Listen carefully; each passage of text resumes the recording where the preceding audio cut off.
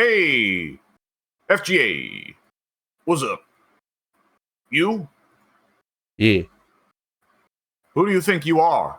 I am. I am all of me. Yeah. Anyways, so. So I guess fighting games are the Marvel Collection, which was released today? Question mark. Yeah, I'm actually not getting it just quite yet because I wound up mentioning it to my parents. They're like, "Oh, this is happening soon. It's gonna be cool."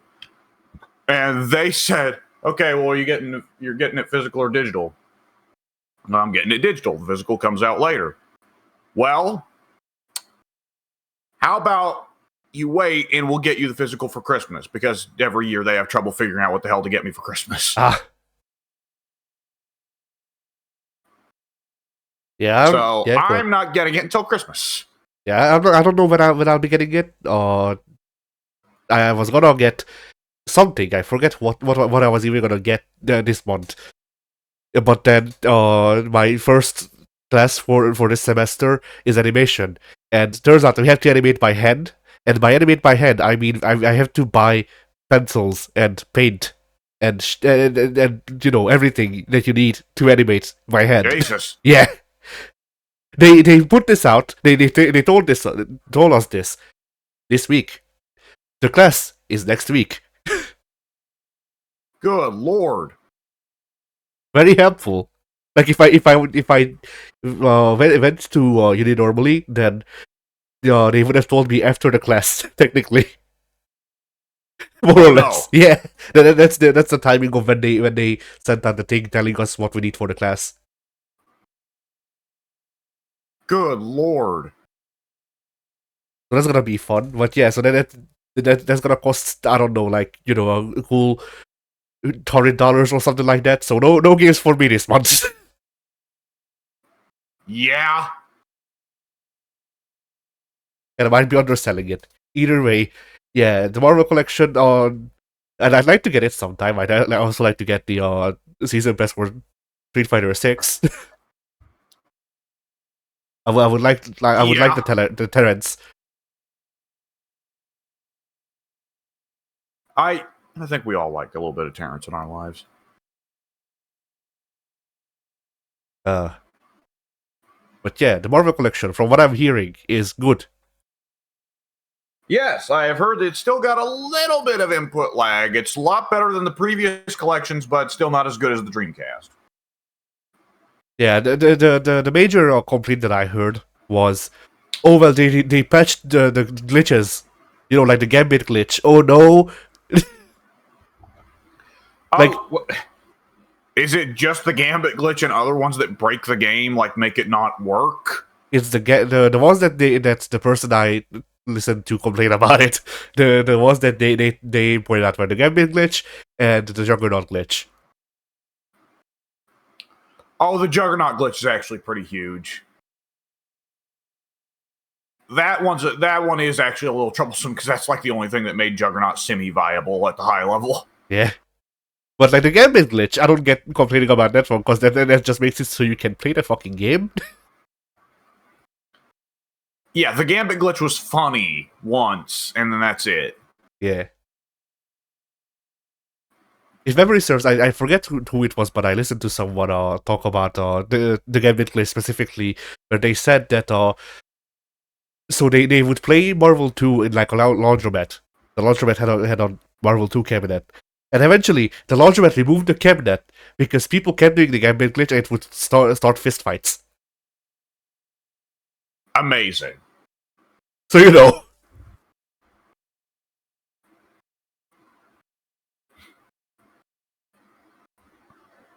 Like, it strikes, the Gambit glitch strikes me as something that we should probably avoid. Just, maybe. I would think so. But other than that, I don't see where this sparks joy. In the real life fist fight that you get to have after it. Yeah, that's true. I hadn't considered that. you can finally check if you've learned how to throw a Hadouken in real life. More likely check to throw a Shoryuken. I think there's a better chance there, especially if you tear a gash through their chest like Elsa got. Yeah. Create a supervillain. Yeah. I mean, we all know that the most effective move that Marvel players wouldn't know, because I guess Marvel players in this hypothetical don't play any other fighting game, but the most probable move that from a fighting game that you can adapt that is still like kind of fighting gamey is gigantic pressure. Because at least you can grab someone by the neck and then throw them at a wall. Technically, depending on your size and their size, and then the difference between those two, it might be hard. But technically, it is not physically impossible. Unlike Hadouken. Excuse me. Yeah. Oh. It's the allergies are coming on. Okay, proceed with the news. Otherwise, concerning Marvel vs. Capcom, is there anything else in particular to say other than they fixed glitches and that's supposedly quite good? Not really. It's mostly just been good. Get a bit glitch proud. That's the news that I found about the Marvel collection, at least. But yeah, in other news, similarly, not really like hype news, but news nonetheless. Street Fighter 6 has sold over 4 million copies worldwide. Fucking sweet. Yeah.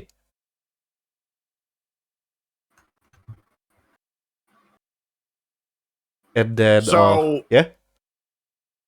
Hopefully that means that gonna have a nice, healthy, long life. That game will. Yeah.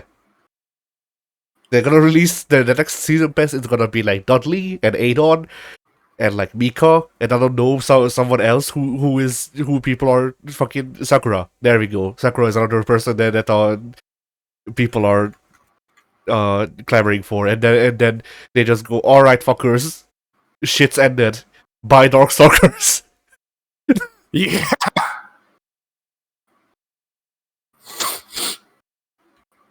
And then they just show like they just show Morrigan's eye, but like it's not for the in-game model. They show you Morrigan's eye, but it's in like Blender, and they show you the poly count. And that's it.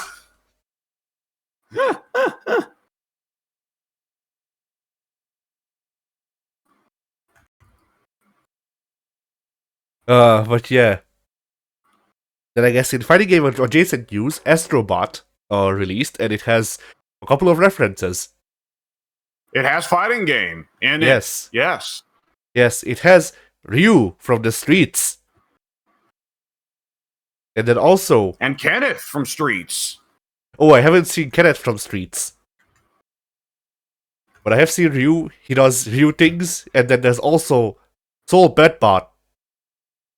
Yes! Goodbot, actually. I'm pretty sure that's his name in-game is Soul Goodbot. Ah. See, like, I figured it would be Soul Bedbot because the Guilty Gear Twitter made the worst read that they could, which kind of... not to be stereotypical, but I guess kind of fits with Strive. But they called the character Soul Bad Guy Bot, which is the worst combination of names that you could come up with to make the joke.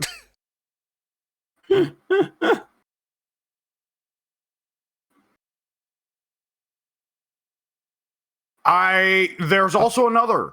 Honestly, they should have called him RoboSoul. Ah! But yeah. Who's the other one? Kazuya. Ah. He's in there, and I believe his in-game bio is more or less this guy's a douchebag. Yeah. It's that guy's bio from Deadlock copied over. He's an asshole. Yeah. Like Astrobot actually got a higher like age rating than it was supposed to get because of this one bio. Yeah, just because they called this guy an ass. It's not wrong though. And then finally news. Sector, not Sector, Sector. Yes, Sector, actually. Sector also was shown this week. Yes. Sector was shown off. Sector looked like Sector to me, with less flamethrowers. Yeah, I'll be honest, all I really noticed was he's got guns, but I have a bad time parsing Mortal Kombat character trailers anyways. Because a Mortal Kombat character in the trailer will show all kinds of hype combos, but then in the game he's his owner, you know? Yeah, like the Sector's moveset, the things that I noticed she didn't have was she didn't have as many rockets, which makes sense. She's not a robot; she's a human in a mech suit, but also She's not roll. Yeah, but she's also didn't use the flamethrowers as much as previous Sectors did, so she might have different things. Honestly, it would be fun if they made her more focused on like laser swords, because Sector used to have dual wielded laser swords in Armageddon, I think. Yeah, and then Cyrax only had one. Yeah. I think it's unlikely we'll ever see that come back, but it would be cool. Yeah. As it is, I think generally speaking, they've kind of forgot about the weapons, or at least they want to forget about the weapons. Most of them. Some of them they stuck around and became just regular kit, like Astra. Astra, if memory serves, uses her Chris in the in MK12 as well. Yeah, but for her and Kenshi both, their weapons were actually really important to their story. Yeah. I mean, Mavado still has Cabal's hook blades, doesn't he? No. Ah! In Mortal Kombat 1, Mavado is Bungee Cord Man. He always was. He just also had the fucking hook blades. Yeah. I mean, that's actually interesting and a different thing that no one else in Mortal Kombat does, comparative to the hook blades, which is just like just Ed Boon going, we can't have old characters, we have to have new characters. Yeah.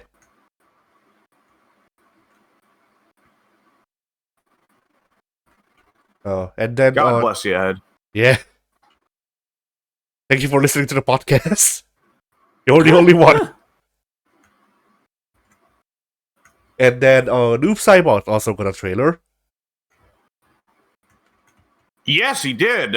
Similarly, I find it kind of hard to parse, but it did look like he had some interesting stuff. Yes. When they really revealed Ermac, I was like, hey, where did they put Soul Ball? Because Soul Ball, while the version of it in X wasn't the traditional version, because Soul Ball used to just be a projectile. Then the next day went, okay, let's bring back Soul Ball, but now it's not really a projectile. It is a bit of a projectile. It deals a bit of damage, but it's actually a setup tool so that you can detonate it and do combo off of that. Yeah. When they brought Ermac back for 12, I was surprised that he didn't have that, because that seemed like something they would keep around. And then no, Ermac doesn't need it anymore. It's fine. No, he's expressly a rushdown character and not got even a little bit of zoning to him, so it'd be an oddball in his moveset now. Yeah.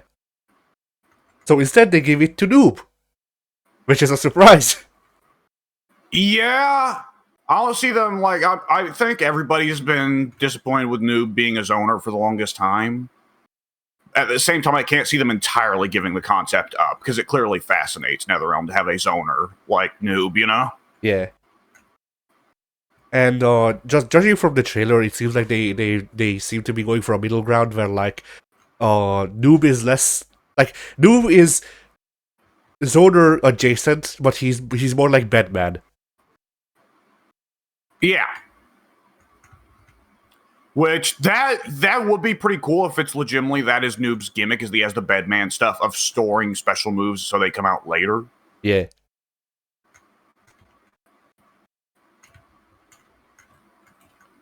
And it's also a lot more. I think that Mortal Kombat 1, I think Mortal Kombat 1 is been quite a bit more daring than other NetherRealm games so far. So hopefully, yeah, we'll get more interesting stuff like that. Yeah. But if they really want to do daring stuff, then they should make a second DLC season and make the guest character Car Clover. Huh? I don't know. I just feel like that would be funny. Oh, it would. That much can't be denied.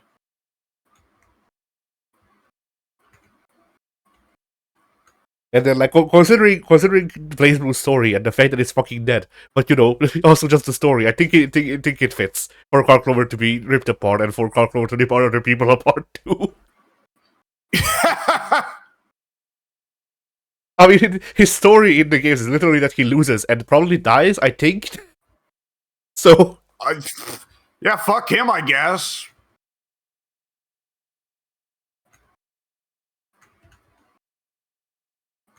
so yeah, like genuinely, Carl Clover could fit if they really wanted him to. Yeah. I just don't see them wanting him to, but Yeah. But yeah, aside from that, I'm trying to think of the Noob trailer and if there's anything like very noteworthy. Like I said before recording, with how Cybot can do some of the specials, like we've discussed, it seems that they have different properties. So like, we see Noob in the trailer do his dive kick, and because Noob is not doing the dive kick, Cybot is. Noob falls down to the ground to do other stuff, and then Cybot does while that's happening. Cybot does the dive kick, but instead of doing the regular dive kick, think of punching the person and putting them down on the ground. Instead, it gives like a snowfall effect so that Noob can set up more combo, which could be interesting. Yeah. Yeah, good. Oh. Sorry, was I interrupting you? No. Okay. I mean, the cameo stuff adds depth to every character, but more depth on the individual playable characters as well would be really nice. Yeah. And then, like, if Noob works like Batman, then that would be very fun because I don't play Batman. I don't think any of us does in this group really, but it is fun to be able to do set play without really thinking about it that much. Yeah. And I think Now, it'll be nice for Noob to not just be Mr. Sit on the other side of the screen and throw clones a bunch. Yeah, exactly. It's a win-win. It also seems to, if memory serves, Noob also gets back his old, whatchamacallit, his old smoke throw. Ooh. Which I lovingly refer to as Bacchus Sai because it works the same, more or less. Only instead of, because Noob's grab, if memory serves, has never been on like true grab, it's always been a hit grab. So Noob just has Bacchus Sai to make it so he can grab you for free, more or less.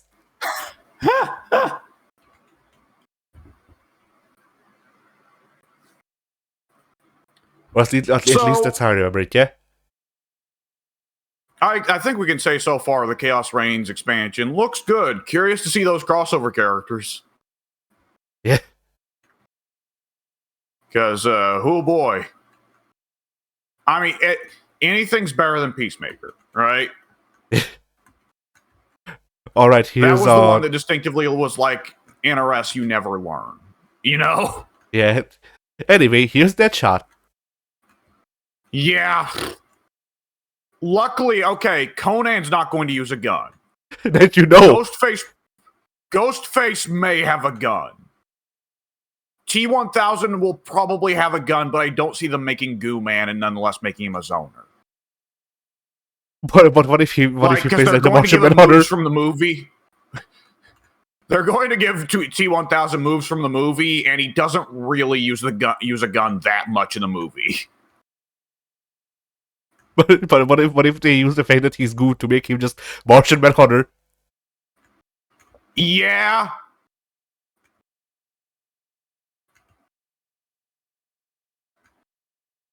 I mean, this would certainly be an addition to Mortal Kombat 12.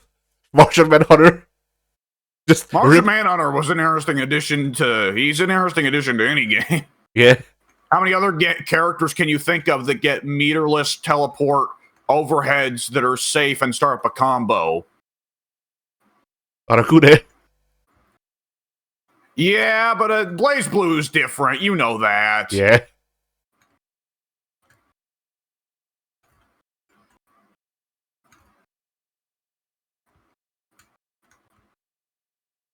Uh, And God bless it for it. I don't think we'll ever really get into it, but it can exist off in the corner. It's fine. yeah. I mean, Just get less weird female characters, please. it can't hurt us anymore. It's dead.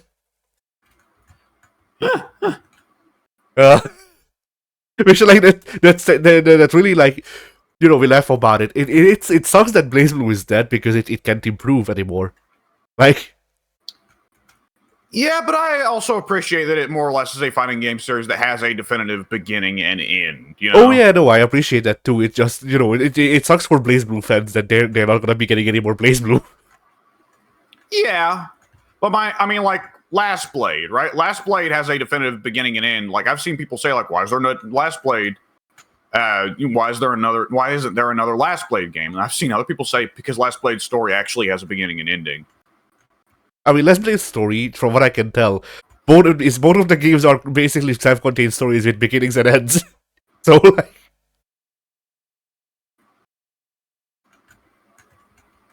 because like the first game is just about like Kaede's legacy and you know, all that, and his ancestors and shit. And then he realizes that he has the super dragon power and he can go Super Saiyan. And then the second game, it's like, the second game, he just decides to never turn it off. Yeah, the second game, it's like, all right, the world is fucking ending. Fucking the master, your master has become the devil. You need to kill him. It would make him happy. And then kind of just goes, all right, bet. And then he kills, yeah, and then he kills his master, and his master is happy, and he goes, okay, cool. And then the series ends.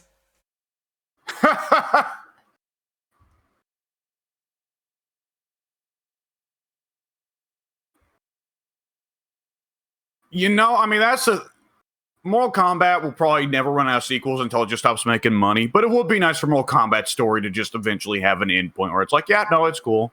Yeah. It would be funny if, like, okay, so the multiversal bullshit, that doesn't get ending. We go back to the original timeline and we end that. And that's the end point. Oh, there was an ending. Everybody died. Oh, right. I forgot. Mortal Kombat X and Mortal Kombat 1 have both offered more or less very nice, you know, clean-cut endings. Well, Mortal Kombat 1 left the loose end of Havoc, which, of course, we're never getting to. But I think other than that, we're never going to get a Mortal Kombat game that offers a clean ending. They're always going to have they're always going to have somewhat of a cliffhanger to twist into sequels, you know? Yeah, I mean, you don't know, we could get Shaolin Monks too. Yeah.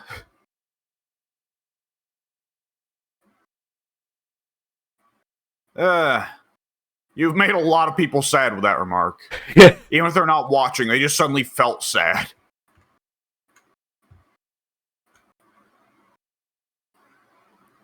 God bless them.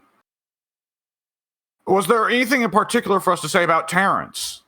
I don't think so. They released his theme. I don't like it, but I don't like the vibes of the Street Fighter 6 soundtrack. So like, well, it's more less so the vibes and more so that everything sounds the same. We use the same instruments in the same way in every song. It's, you know, I've not really noticed too much of a problem, but I haven't been like over the moon about it either. I like Jamie's theme, but Jamie's theme is Jamie's theme. Yeah, I mean, there's certainly characters that it fits better and characters that it fits less. Like, Jamie's theme does fit, yes. Who else? Blanca's theme, as much as I grow to hate it because every time I face Blanca, I fucking hear it and I'm tired of it. But, you know, Blanca's theme is good. It fits him. DJ's theme, if memory serves, fits him. So, like, those are good. But then we get to, like, Chun-Li or Ryu or, if memory serves, Guile. And it's more or less the same as, like, Jamie's theme. And I go, okay, this doesn't fit though. Yeah, I'm not really super opinionated on it, I suppose. To be honest, I haven't really noticed most of the characters' themes. Exactly. That's my point. Like, yeah. Street Fighter overall, like in my opinion, Street Fighter is kind of hit or miss on whether or not characters have like very noticeable teams. Because like obviously, we know Ryu's original team, or well, Ryu's Street Fighter 2 team, not his original one. God, Yeah. but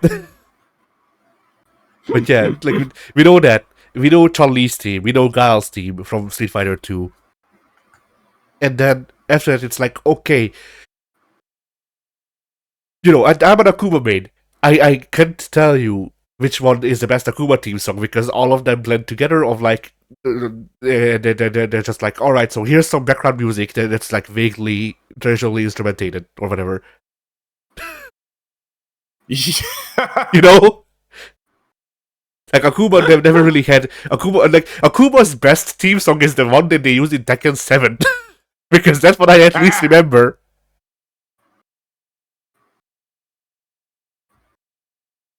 And I feel like that's just a problem with Street Fighter overall, where like a lot of characters' teams don't really stand out, and like they're not really memorable. And then Street Fighter 6 ends on top of that all of the teams are homogenized because instead of trying to make them character teams, they're trying to make like an overall Street vibe for the game, which I felt like it stifles some stuff because characters teams don't really get to stand out even as much as they otherwise would. Yeah. So like it's not necessarily bad music. I just don't like how they're utilizing it. I guess. Yeah. And then Terry's team, I mean, once again, it's like I can point to the parts from the original Pow Pow's Cafe team. I think they are adapted. Like I can point to the parts where it's like, hey, that's the team from Pow Pow Cafe, and then I go, okay, and then it sounds like every other Street Fighter 6 song. Oh no. Yeah.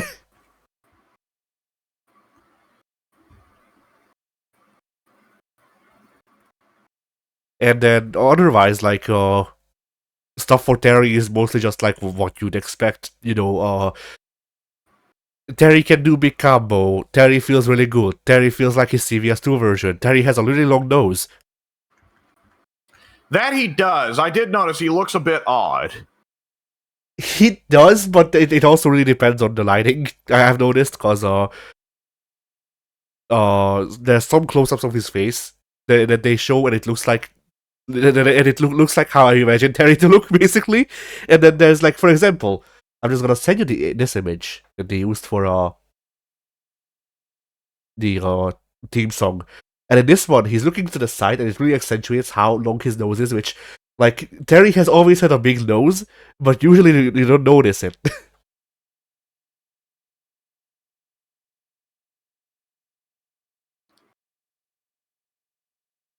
Hang on, give me just a moment. Like, I feel like in that image, Terry is like, only a couple of inches short of auditioning for Velvet Room Attendant or whatever. Yeah, it's a pretty long one.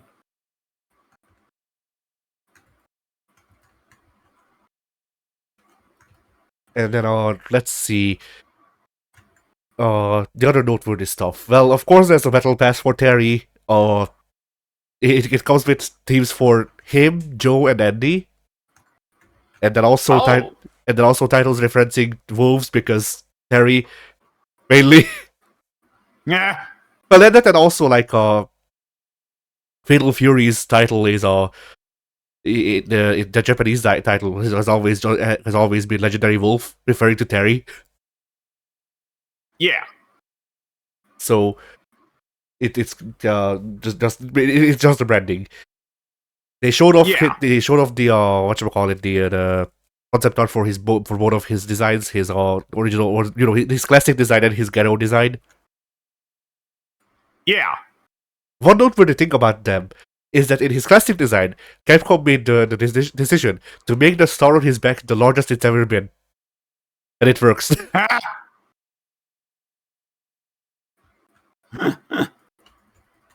Because like with how the story is usually proportioned, for it to make sense and not look weird in Street Fighter 6, it kind of feels like they would have had to give Terry one of those like one of those short like vest jackets, the ones that end like just under the armpit more or less. So they make it so Terry isn't like explicitly a fuckboy. They just make the store larger. Yeah. And then that's it, I think, for Terry. So yeah. All right. Let's see. Was there anything? There was nothing in Tekken news, no? In Tekken news, I guess in the Tekken adjacent, Harada talked about the games industry for a bit. Yeah, and he made a reference to Joker, which didn't appreciate that. Harada came out and said, "I'm having my Joker moment right now." He and I. But yeah, he basically just said that, you know, like he basically said with more like business speak what I've been saying more or less, which is just, man, it would be really fucking neat if double A games didn't have to die. Yeah. Because like basically his whole thing is just like from what I understand of what he wrote, his whole thing is just like you know, when I joined the games industry, it felt like it was more about like testing out new ideas and trying to sell those, and you know, trying to come up with fun new ideas. And now it's more about the money part, which, while important, also makes it so we don't take any risks. And then he basically closed it off with saying, "I just really wish that we could take more risks so that we could have more fun ideas." Yeah. And I think he also said that like he pointed out two people specifically. I forget who, but one of them was like the director at Sega when he joined Bandai Namco or something like that. And like he said, like those people were explicitly pushing for the creativity and stuff. Which, I mean, like, you know, there's on one hand I agree. On the other, there's also like, you know, you have to both think about the creativity and the money part of it. Because like Sega was very very creative. Sega is also not in the console market anymore for some reason, you know. Yeah. So it's a double-edged thing where, like, you know, the current lock, I want to call it lockjaw, but it's not really that. But you know, like the lockstep, I guess, or whatever, like the thing where we can't do stuff like the thing where we can do stuff like in the 90s. Bless you. Where Capcom is just like, here, have fucking have 12 fighting games, one for every month. You know, that sucks. And like on some level, you can we can understand that, because there's business reasons why that's not, and mainly business reasons, mainly being we would go bankrupt. But yeah, with modern budgets, yeah. But yeah, like I like always, my solution to this is just, you know, we don't need AAA games every time. We can do one big AAA release and then have a smaller team do a AA release, and then the AA release buys us time, or buys us time even, until the AAA release. And that way we have a little bit of money coming in, and then we can have a lot of money coming in with the AAA release. And I just repeat. Yeah. Yeah, I think you see a little bit, like, I think that's the takeaway a lot of people have they had for Baldur's Gate. Well, Baldur's Gate's kind of AAA. It's just AAA by a private company instead of a public. But you can see that with, you know, Helldivers. There you go, Helldivers, which Sony has so far managed to actually kind of fumble despite the success it was. And you can see it also with Astrobot. Yeah. Like Astrobot, the discourse around Astrobot was so funny, because it was, please everyone buy this game so that it succeeds, and tell Sony that we want more AA games, which, yeah, sure. And then now it's become, don't buy Astrobot, it's ripping off Mario. Yeah, that was a strange twist. Which, like, you know, I saw video footage, and Astrobot looks like fun. But Astrobot also looks like any other children's 3D platformer. And then I see people in the comments section talking about the game, and they're like, "Oh, it's ripping off Super Mario Galaxy, it's ripping off Super Mario Sunshine, it's ripping off Splatoon, it's ripping off Zelda." And like, how? Did Mario invent jumping? Did Mario invent water? Did Splatoon Yeah, I invent see goo? people saying like, well, you can do like Astrobot can glide off lasers the same way that in Super Mario Sunshine Mario glides using the flood. And it's like, okay, for one thing, that's not a unique idea that Nintendo from then on has the copyright on, and if anyone else does something similar, they should be fucking hung up by their dicks. But also, there hasn't been a Super Mario Sunshine since Super Mario Sunshine fucking 20 years ago. Yeah. And like, are we going to say that it's bad for Microsoft to sit on Banjo-Kazooie and not do anything with the license, but it's fine for Nintendo to sit on concepts developed back in Super Mario Sunshine and no one's allowed to touch them? Yes, because they're Mario, they're my friend. Or they're Nintendo, whatever. Close enough, they are Mario. Yeah. But yeah, like, by this same thing of logic, Astrobot is also ripping off Sonic because Astrobot can glide on rails. So is Ratchet and Clank, actually, because Ratchet can also glide on rails. Like, well, hang on. Here's the thing. Like, actually, when you think about it, like, Astrobot's a ripoff of Pong because you can press a button and a thing happens. True. I didn't think of that, but you're correct. And then really, when you think about it, virgins. And then really, when you think about it, Astrobot is ripping off the brown box. Because it's running on a piece of electronics that displays at least a pixel on the screen. Yeah. Take that. Yeah, ladies and gentlemen. So someone with more knowledge about like calculators and shit can probably take that further with like chips.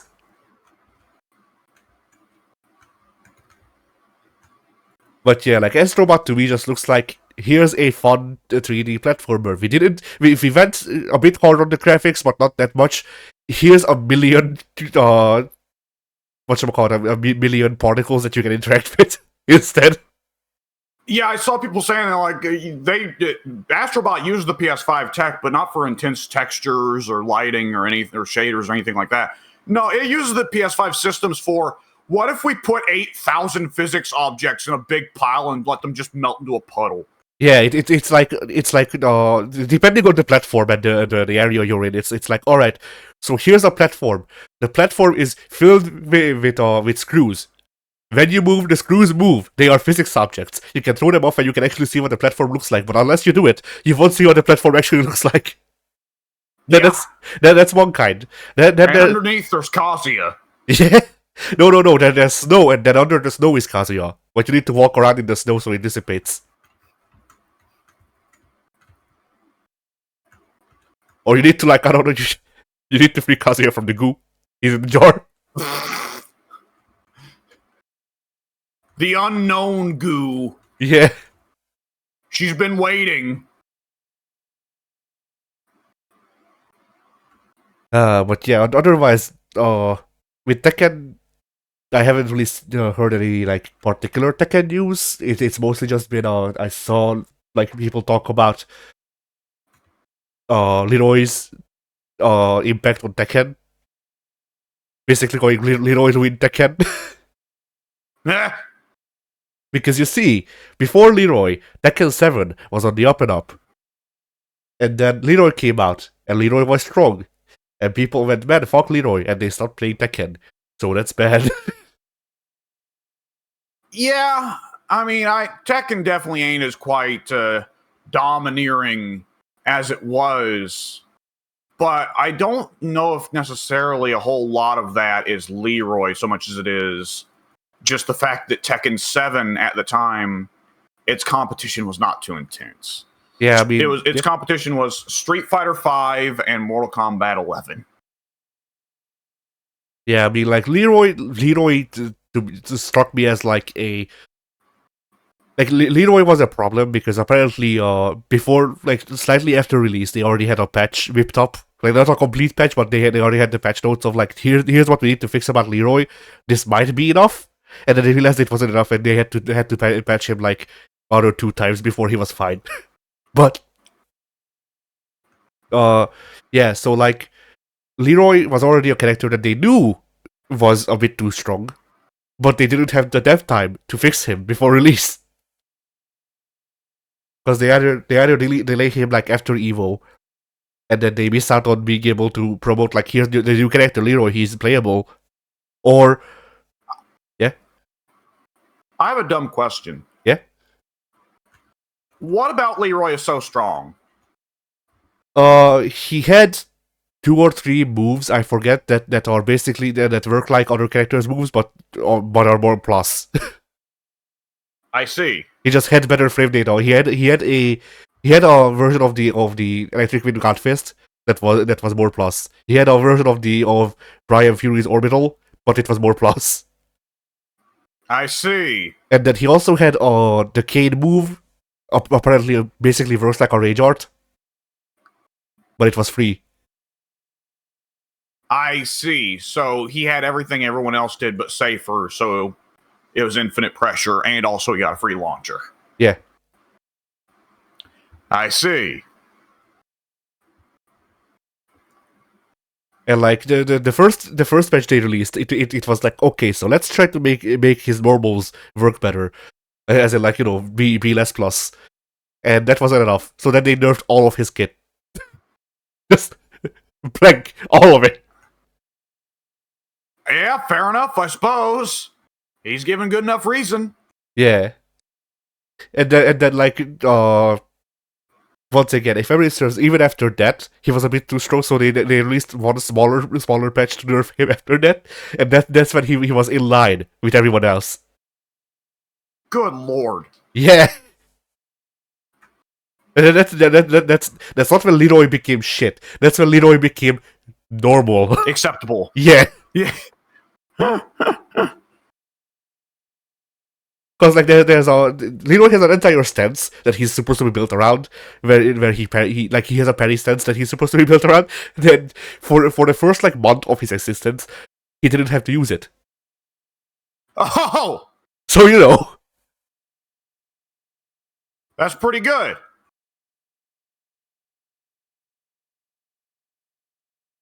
But yeah, and then that's basically all of the Tekken stuff that I know of. Oh wait, Sparking Zero. Yes. Nothing too crazy if memory serves with this most recent trailer. But they did show all the versions of Boo, which is a good one. Except we still don't have a big muscle Boo from it when he eats the big Kai, but that's about it, I think. And well, we don't have Piccolo Boo, but both of those are kind of oddball picks anyways. You know? But we got Evil Boo, we got Fat Boo, we got 3 Super Boos, the same 3 Super Boos we get otherwise. So Noob. It's all good.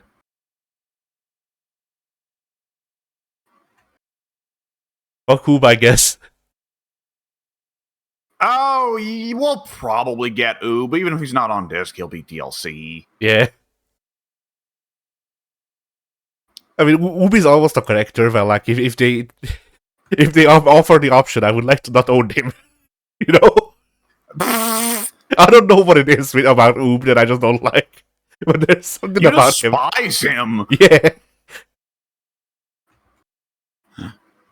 Like unironically, for some reason, like Oob, I feel more indifferent towards Oob, but I still would would like to exclude him like that. The other character that I would like to exclude is Jiren, who literally made me dislike Dragon Ball. So and we already know Jiren's on disc. Yeah.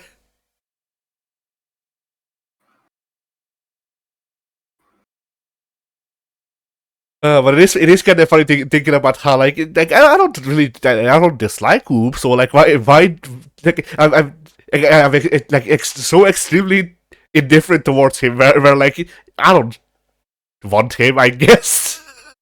I don't know. Yeah, Oob, it's like I guess it's because there's hypothetically a lot of potential to Oob as a character, but he kind of doesn't live up to it. Yeah. So I suppose that would probably be a big part of it. Yeah.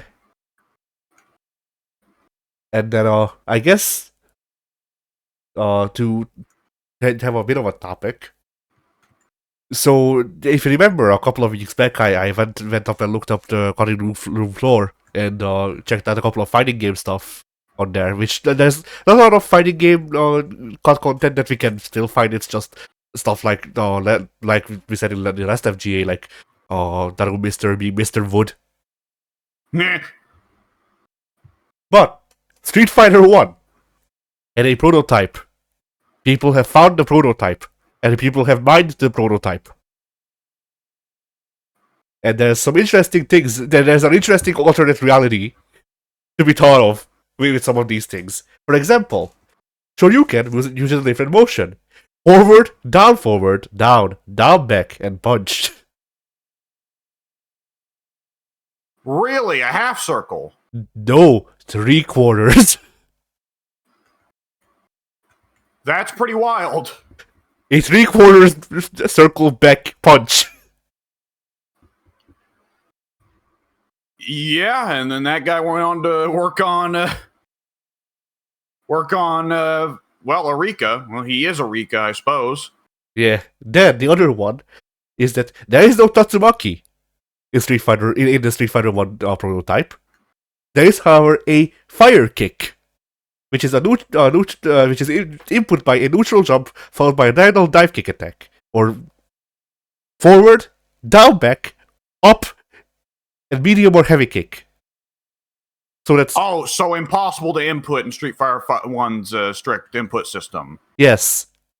Like I'm trying to.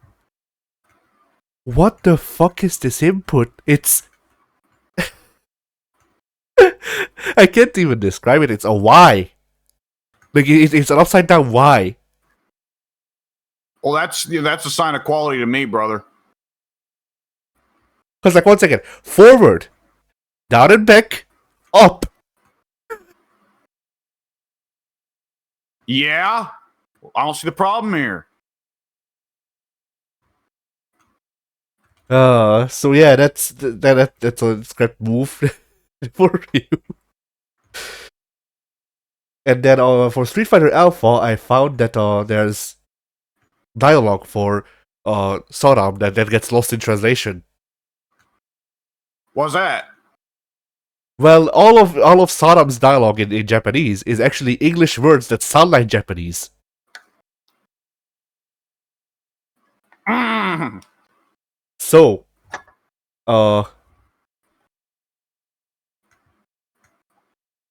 let's see. For example, he one of his wing quotes is "Goshusho-sama." Now, instead of "Goshusho-sama," he says "Go shoes, show summer." Now, See. What he means to say is that it was a pity, but what he actually says is "My greatest condolences." Huh?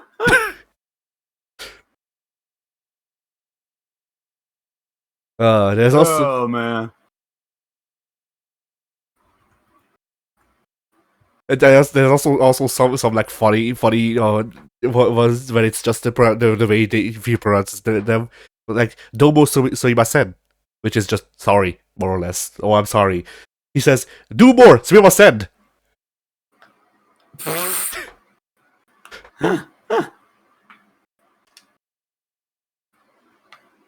There's one where he means to say "go to heaven," as in die.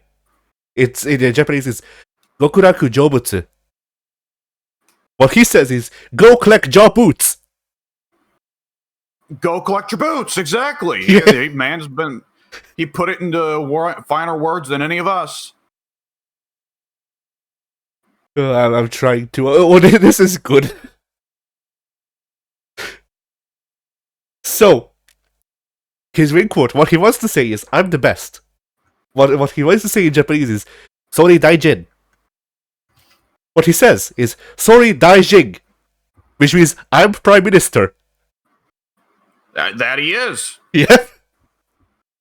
Prime Minister of butt sex. Yep. There's also some interesting ones here. Like, all right, try to figure out what he means to say. Want some beat? Well, I definitely don't know any Japanese, if that's what you're asking. Oh, you definitely know this Japanese. No, I don't. What he's trying to say is wasabi. Oh. And what he means to say by this is, do you feel that?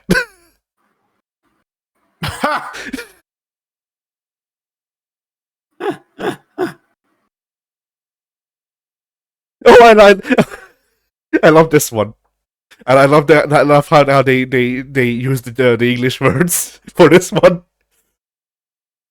So, what he means to say is, oh, finished already?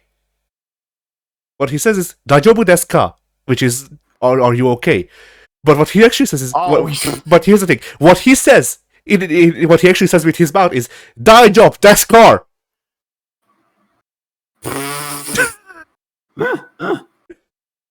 Which, like, I don't know, and I love that combination of words: die, job, death, car.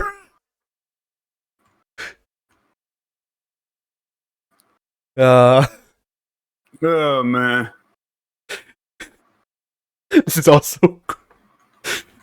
They did a good job with trying to find English words that sound similar enough to the Japanese to make it very funny. like Daikekido, which is an outrage. Well, that's what it actually means. What he's trying to say is, I can't take anymore. But what he says is, Daiget ki do I?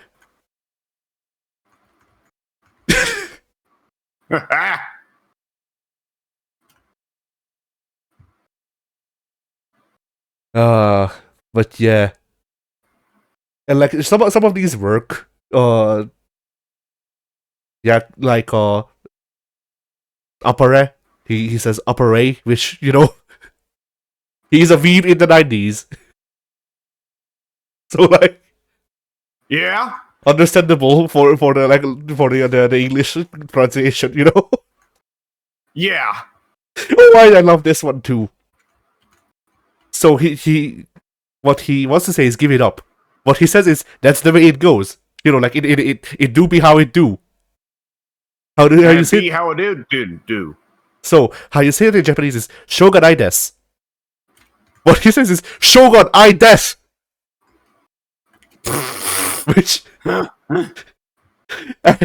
that's also like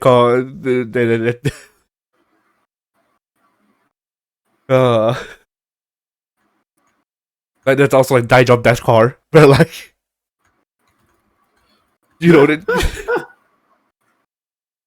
very good combination of English words. Congrats, Capcom Japan. Yeah.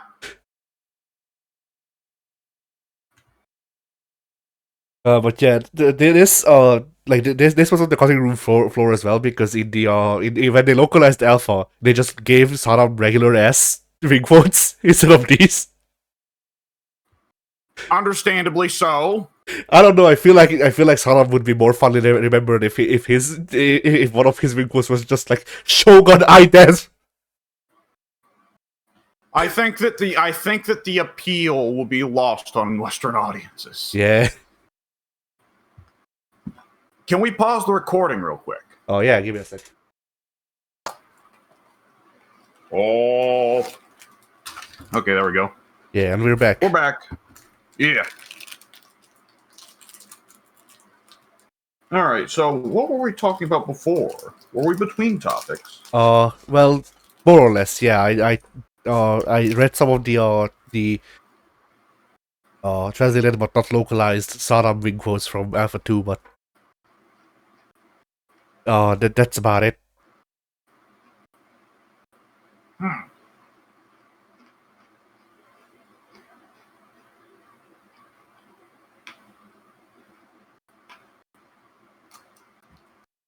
I'm trying to see if there's any other news or nothing, but doesn't seem like it, honestly. Which, I mean, no week. Yeah. You said you had stuff you played that you want to talk about, though, right? Yes. So,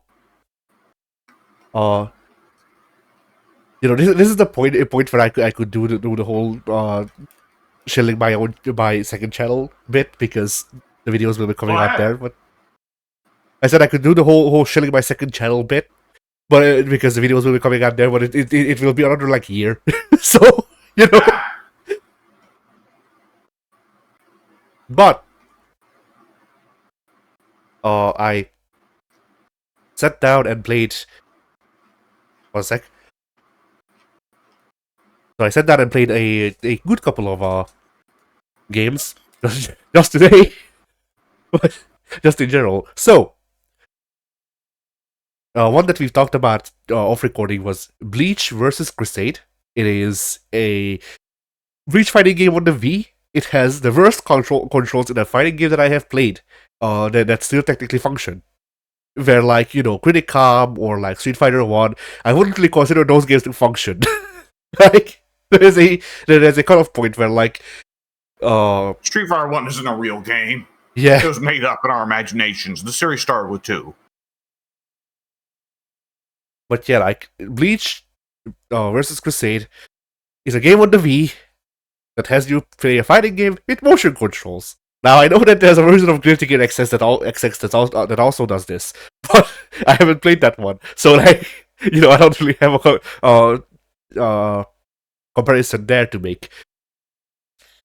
But Bleach vs. Crusade, it is a game where you swing the Wiimote. You need both nunchuck and Wiimote to play it, and you swing the Wiimote to attack. You need to hold down the A button and swing the Wiimote to do a heavy attack, and then you hold down the B button and swing the Wiimote to do a special. This means that characters have 3 moves. Because you need more. You needy bitch. Yeah. The fighting game the industry circle like 2015 to 2020. When did Strive come out? 2020. Oh, yep, there you go. That's the dying breath of it.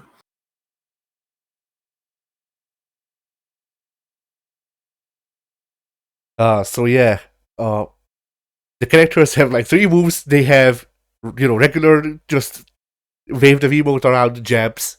They have the heavy attacks, which they have 2 that I could count. There was an upswing and a downswing. There were no side swing were heavy attacks for some reason. And same for special moves. They had at least they gotta make sure you don't hit the vase like the famous Wii Remote Reckless Man. Yeah. I can still hit the TV though, with swinging it up and down.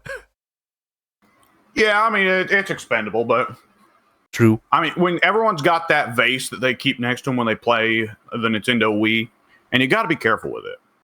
Yeah. But yeah, so that game I played it. So there's 2 Bleach games on the Wii. One of them is Versus Crusade. The other one is shit. I hope I didn't get rid of it yet. Because I don't remember the name. We shall see in a second. Shattered Blade. Okay, so actually I'm wrong. Shattered Blade is a shit one. Versus Crusade isn't much better, but it's still technically better. So yeah, Shattered Blade, Bleach Shattered Blade is the shit one, the one that I'm talking about. So it has a traditional 2D, 2.5D, I guess, but 2D fighting game camera. So it looks like a fighting game. It just plays nothing like a fighting game. I see. Now, the major difference between Versus Crusade and Shattered Blade is the camera. While Shattered Blade has a traditional 2D fighting game camera, Versus Crusade has a Budokai Tenkaichi camera. And, when the game feels like a stinky 3D beat 'em up, having a camera that looks like a 3D beat 'em up actually works. Oh. That game also has an interesting thing where you can switch between characters. Like you choose two characters to play as, and then you can switch between them on the fly, and they basically share a health bar and stuff like that. Like it's a very interesting tech fighting game. It's not good per se, but it's interesting how they tried to adapt the stuff from Budokai Tenkaichi. Also, both of these were made by Sega, from what I can tell. Oh, Yeah. So that those were certainly games. Then I also played the Naruto Gekito Ninja Taisen series, or Clash of Ninja. There we go. yeah. Everyone uses the Japanese name, so I'm just used to it.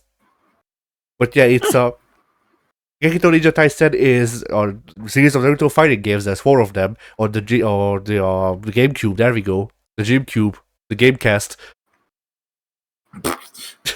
The Dream Station. Yeah. The Play Cube. Oh, it is 4 fighting games on the Nintendo Shit Cube. Yeah. But yes. So, people say that these are better than the Ultimate Ninja series and that it's more competitive and shit. Honestly, no. Barely. Yeah. So major difference is there's a slight difference in controls. Ultimate Ninja has 3 strings that you can go between, or 1 button, and you choose which string you do by pressing up or down or keeping it neutral.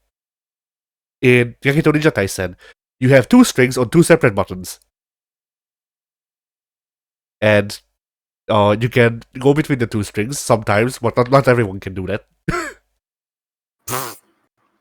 And sometimes you have a launcher on down plus attack, but not everyone can do that. I see.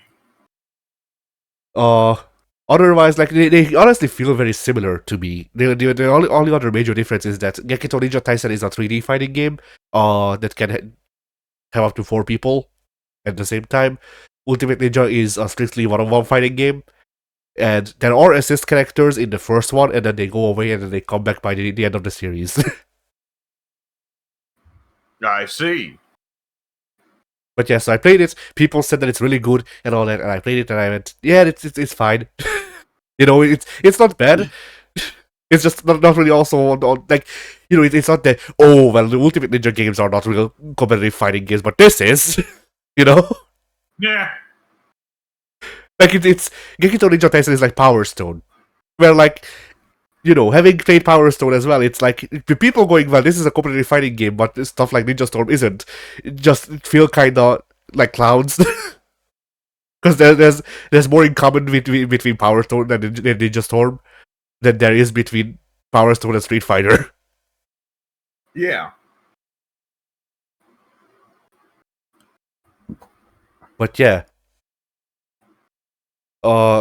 Speaking of which, I also played through the Ultimate Ninja series. I only played the first 2, and there's 5 of them. Oh shit. Yeah. So there's a funny story with those because the first 2 I got through like a local Tesco, whatever. The third game was sold online over here, but never in like actual stores. As in, like you only had you could only buy it online, and then none of the other games were sold over here. The 4th game was the last game released in the US. Yeah.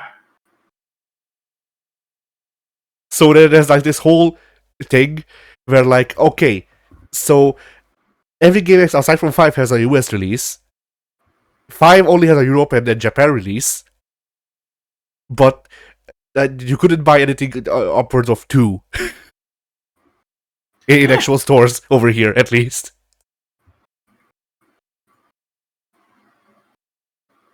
So yeah, I played like half an hour of all of those, and I did these for my series when I played through fighting game arcade modes. Let me tell you, Yeah. none of the games after 1 have arcade modes. Oh no. Instead, they have RPG story modes. So after the second one, I went, okay, so what we're gonna do is I'm gonna check if there's an arcade mode. Because I only played up to 2, so like I knew that 2 didn't have an arcade mode, but maybe they added that back in because they do that sometimes. Yeah. But yeah, I'm gonna check if there's an arcade mode, and if there isn't, then we'll play like half an hour of the story mode, and then I'll call it quits because there's time. Yeah. And yeah, so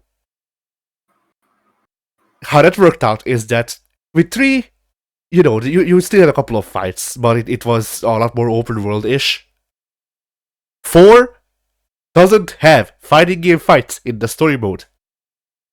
They made a complete 3D beat 'em up for a story mode, and then there's also a fighting game portion of the game separately. And then 5 is the one where they ran out of budget, which I assume is also why they didn't release in America at all. Because like there's no English voice acting anymore. The normal fighting game fights are back, at least for the named characters and all that.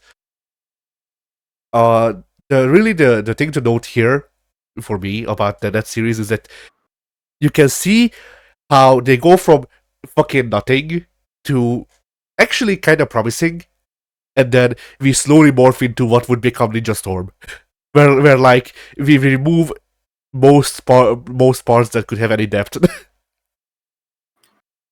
Gotta get rid of them. Yeah, Gotta be. You just press the buttons and the things happen.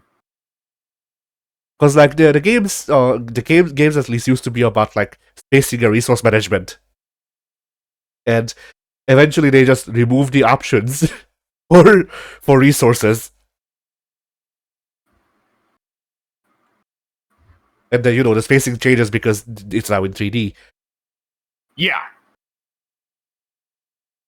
Then, let's see, what else did I play that was noteworthy? Oh yeah! I played through the entire Tekken series. The noteworthy thing about that is that I beat Tekken 2 for the first time. Oh, really? Yeah. Devil Kazuya. He's an asshole. I genuinely hate him more than Jinpachi Mishima. Yeah. I've not heard great things. I mean, you have a copy of Tekken 5, don't you? I do not. I do, however, have Tekken 2 through PS Plus. Ah, well, true. I was just gonna say, like, if you have Tekken 5, then Tekken 2 is literally included on disc. Tekken 1, 2, and 3 are included on the Tekken 5 disc. Really? Yeah. Is that why we can't get a Tekken 5 port? It's because the fucking gone. No. It's the arcade versions that doesn't have God. Oh, thank Christ. That little fucking dinosaur is such a shitter. Yeah. But yeah, they have a menu option called Arcade History, and in that you can play the arcade versions of 1, 2, and 3 with all of the characters unlocked. Like they even enabled some characters that I don't think were playable. Like, the classic Tekken 2 character, Lee Chaolan. Lee wasn't in Tekken 2? No. Really? Well, he was. He was in Tekken 1 even, but he wasn't playable. Well, yes. He was in Tekken 1, I definitely remember. He wasn't playable in Tekken 1? No. The sub-boss characters in Tekken 1 weren't playable? No. So no Lee Chaolan, no Proto Jack, no... Oh, shit, no Kuma. What's Yoshitatsu's, not Yoshitatsu. Yeah, I know, Kunimitsu. Yoshimitsu Konomitsu, that's right. Okay, so was Konomitsu not playable until Tag 2? Kunimitsu wasn't playable until Tag 1. Okay, or wait, makes more sense. Either 2 or Tag 1, because a lot of the sub-bosses from 1 are playable in 2. But, well, that's also the thing, though. A lot of the sub-bosses from 2 are playable or from 1 are playable in 2 in the version 3 arcade release, which is in the Tekken 5 thing, which they might have still done shit with to make those characters playable. So Konomitsu, for all intents and purposes, was not allowed out of the tag pits until Tekken 7 DLC. Yes, and Lee Chaolan technically debuted in Tekken 4. or 5, That's hilarious. depending on which like if you count Violet as the same character, which he is. Yes, he is. They didn't have any differences in Tag 2, did they? Oh, they did. Really? Yes, in Tech 2, Violet got his Tekken 4 moveset, while Lee got his updated moveset, which really just meant that Lee got all the tools that I like, and then, because they got introduced in Tekken 5, and then Violet was just like, alright, so I have these 3 little shitty kicks, and then I have my 10-hit combo that can go infinitely. Oh, that's right. Yeah, that was Violet's stupid shit. Huh. Back in Tekken 2, Lee Chala's moveset was his joke moves and the backflip. Those are the only moves that I know that I could pull off with him in Tekken 2, which got me all the way to Devil Kazuya, and then I couldn't beat Devil Kazuya with Lee Chala because the AI got so obviously input reading. The Devil Kazuya anti-air on fucking on air-to-air move that I didn't input. Oh. Yeah, so what he did is I did this backflip, which is an air-to-air more or less. He jumped up and anti-aired that, and then when he reached down, because I was still kind of in the air, even though he hit me out of it, he jumped up and did the same anti-air. Oh, that's good. Yeah, I fought him for nearly an hour. I think I'm pretty sure. I genuinely went, okay, if this video reaches an hour, I am just cutting it off. I am not spending, because there's been 2 games. There's been let's see, there was Ashura Blade and I forget what else. Dark Tenshi, those 2, I think. Oh no, it wasn't the Ashura Blade, but that 2 actually. So 3, I guess. But also Match the Melee. There's 3 games that I've played thus far where the final boss themselves took an hour of my life. And I saw Devil Kazuya heading that way, and I went, no. If the video reaches an hour, it's done. Devil Kazuya beat me. I don't care. Yeah, you get to the SNK level, and it's like, no, we're not doing this. Yeah. What happened in the end was that actually, like, I'm a fairly okay Kazuya player in the original Tekkens, the first 2. So I just went with Devil because Devil is playable in the Tekken 5 version. But I went with Angel technically, but still. And I just used Kazuya's moveset. And I beat Devil with Kazuya's moveset because I know how to play Kazuya in those games because he has 4 fucking moves. Ah! Whereas, like that's the thing. Lee Chaolan, a lot of his core kit was added later in like 5 or 6 or Tech 2. But Kazuya has always been the same. Kazuya has Electric Wind Godfist and Hell Sweep. So Kazuya has other stuff that is important, but like when you really get down to it, all you need to do Kazuya good is Electric Wind Godfist and Hell Sweep. So that's what I did.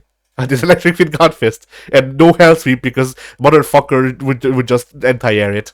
I'm not even kidding.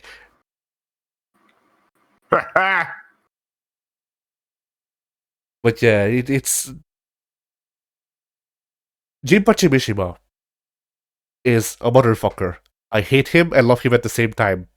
Well, like, I love him because I hate him. It's one of those relationships where like I hated him for so long that I would miss him if he didn't exist. But Jinpachi Mishima is bullshit. He can restand you. He has a fireball that deals 50% damage, and he can shoot 2 of them out at the same time because fuck you. Jinpachi Mishima was built to be unfair. But Jinpachi Mishima doesn't do obvious input reading most of the time. When he does input reading, he doesn't do obvious input reading. He just fucking stuns you, which sucks. But it's a different experience than Kazuya literally running at me and then stopping on a dime and crouching because I hit high. You know? Oh, that's good. And he did this consistently. Like, it would be a thing where Kazuya would be standing and like trying to grab me or something, I would do Lee's unblockable.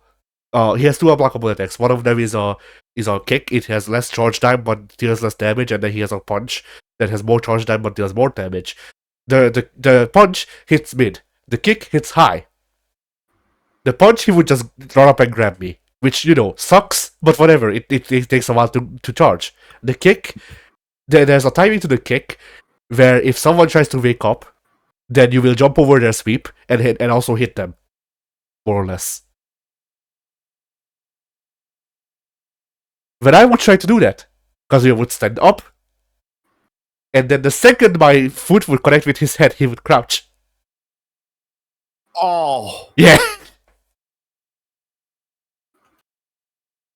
Not to mention that Kazuya, of course, can do the wake up attacks whenever he feels like it. But when you get knocked down, Kazuya gets a free hit.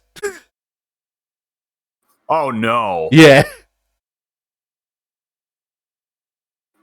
And like I tried mashing the buttons. I tried not doing anything. I tried everything, and nothing made me get up faster. There was, I want to say, one time when I actually woke up with the same timing that Kazuya would, and I don't know how. Ah! So yeah, Devil Kazuya was a very bad experience. In the video, I even say, if memory serves, my only solace is that after this, I will never have to play Tekken 2 ever again.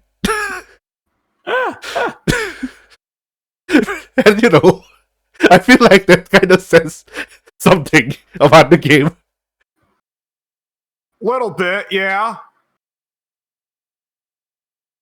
Like after that, I went on to beat Ogre. With no problem. I beat Jinpa Chimishima first fucking try. They Devil Kazuya prepared you. You should have thanked him. Yeah. I even did a bit. Because I don't know what happened, but in Tekken 4, I pushed Kazuya's shit in, so I just did a bit about this being payback for Tekken 2. Ha! Because you have to. Like, at that point, that's channel lore. Yeah. You gotta get him back for it, too. It's for pride. Yeah. And for glory. And for other things. But then Virtua Fighter. I played Virtua Fighter most of the series. I haven't played 90% of that game of that series. I played 2 and I played 5. That's it. Yeah. So I sat down. I got my Saturn out, and I played Virtua Fighter 1. And I also tried playing Virtua Fighter 2, but it had no sound. I don't know what happened with Virtua Fighter 2. I don't know why it doesn't have any sound. Like, it should have at least music. You would think. No, it's supposed to have music. When the game loads, I just hear like a car crash of audio bites, and then silence. Oh, that's good. Yeah. So I'm just gonna have to get out one of the Yakuza games that has Virtua Fighter 2 and then record it through that. Well, there's also Fightcade, isn't there? Virtua Fighter 2 isn't on Fightcade. Really? But 3 is? Yeah, 3 and 4 are, but 1 and 2 aren't. Wild. Yeah, we also don't get Fighters Megamix on Fightcade, which is also stinky, because that's the game with the Daytona USA car. And bass. Or bass. Any game where I can't place the Daytona USA car is a bad game. I also have Fighters Megamix, but that one only has music. I don't know what the fuck is up with my carts. Yeah.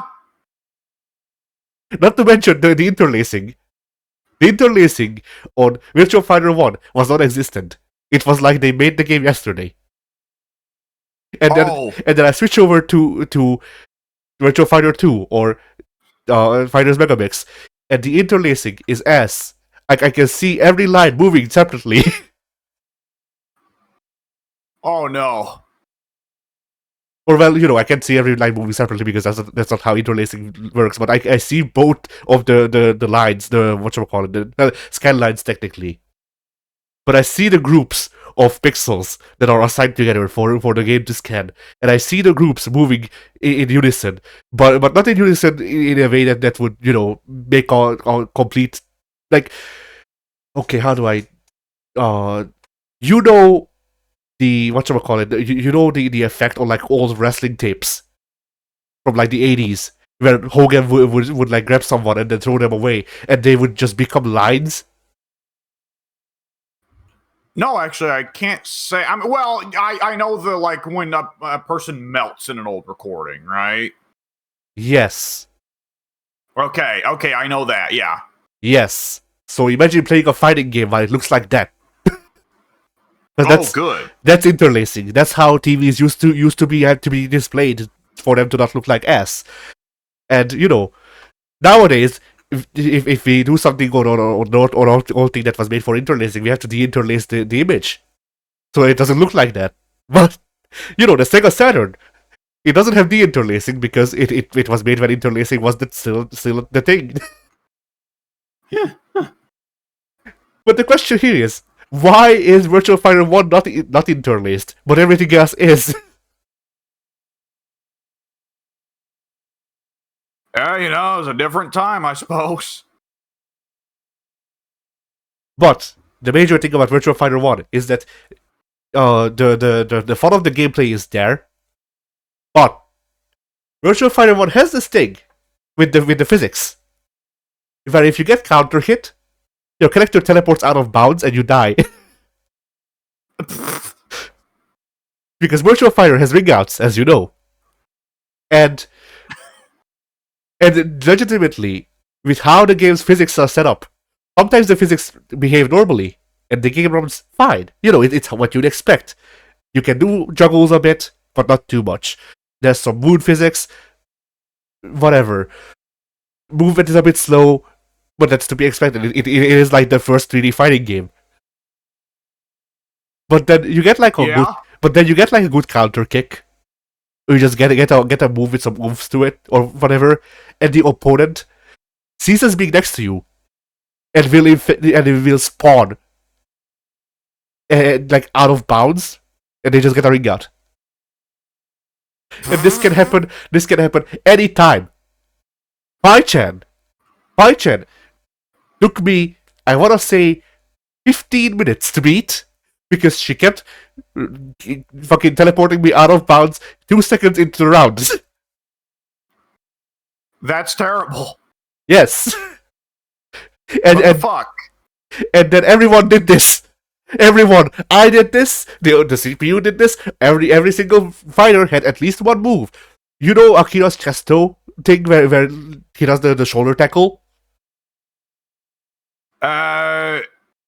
Vaguely. Well, I figured out that move has teleportation, because you have to figure out what moves in your character's kit have teleportation powers, basically, to win in the game. Oh. Yeah. And so, like, the game isn't deplete your opponent's health bar until one of you wins. The game is who can teleport the other outside of bounds first. I knew ring outs were an important part of Virtua Fighter, right? But that is strange. That is surreal. Like, I am not joking. The Chesto shoulder tackle that Akira does. You can use it as the first move in the round. And if it connects, and if the other person was standing in the right way, if it connects and teleports, the person is out of bounds. You can go from the middle of the ring to out of bounds in a hit. I have this on recording. Like, that was genuinely a thing where, like, I played with Jackie Bryant because of course I did. It's the gimmick. But it's the bit. Yeah. So I went with Jackie Bryant. It was fine. Jackie's forward kick and backwards punch are the teleportation moves for him. Both of them are fairly slow, which is why Pai-chan gave me trouble for 15 minutes. But yeah, Eventually, I switched to Akira. I forget if it was on Paichan or if it was after Paichan. I don't know. I switched to Akira. I figured out that the chest shoulder tag, which is on Shoryu, more or less. I figured out that is his teleportation move, and not only is it his teleportation move, but also fucking fast. So from that point on, it was just a game of blocking and then doing the shoulder charge. And either they fall to the ground, in which case they fell to the ground, I can do spacing, or if they didn't, then they're out of bounds. And that the fight against Dural was not like the fight against Dural was supposed to be like, oh, you're fighting the, like, I don't know. I think Dural is supposed to be like artificial, so you're fighting like an artificial person who is like stealing moves, and no, it was my degeneracy teleporting Dural out of bounds while Dural tries to play the fighting game. That's her mistake, I suppose. Yeah, like Dural, I think Dural teleported me out of bounds once. We went, I want to say 5 rounds. Oh. Yeah.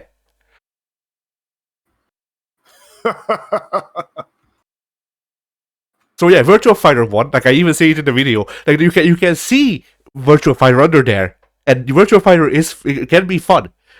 But the teleportation fucking ruins it because it becomes a major game mechanic. And like, I don't know what the fuck is up, but like this ain't good.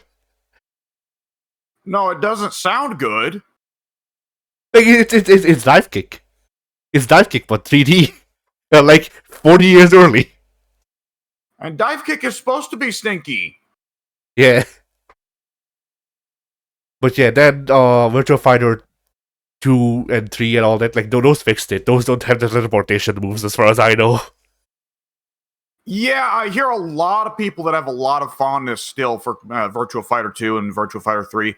I've never really heard anyone go like, man, I'd love to go back and play some Virtua Fighter 1. Yeah.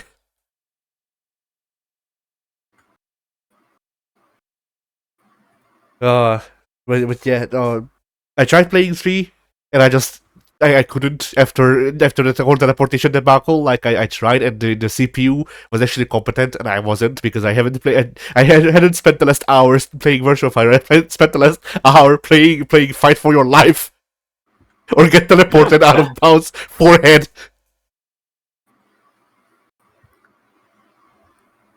Because usually how I do these is I sit down and I play through an entire series usually, or if it's like a sub series or whatever, that do that, like get close to something similar, so that I get into a groove and I don't have to think as much about the games.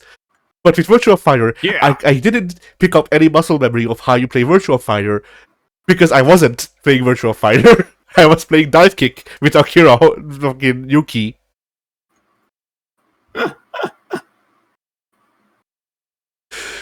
So yeah.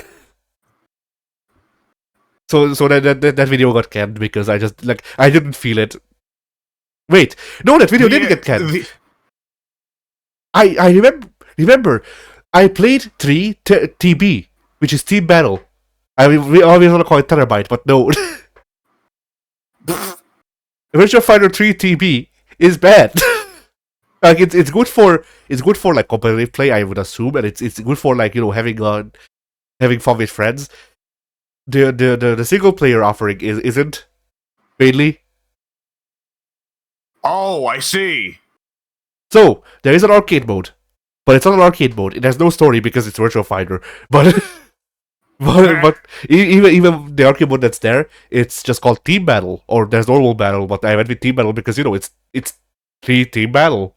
It would make sense that you would play the version that it's advertised with, or whatever the mode. So I went. I chose my team of Jackie Bryant, Jeffrey McWald, and Kagemaru.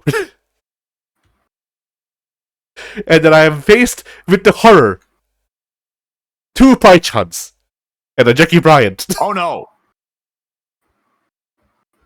So I didn't know that you can choose the same character multiple times.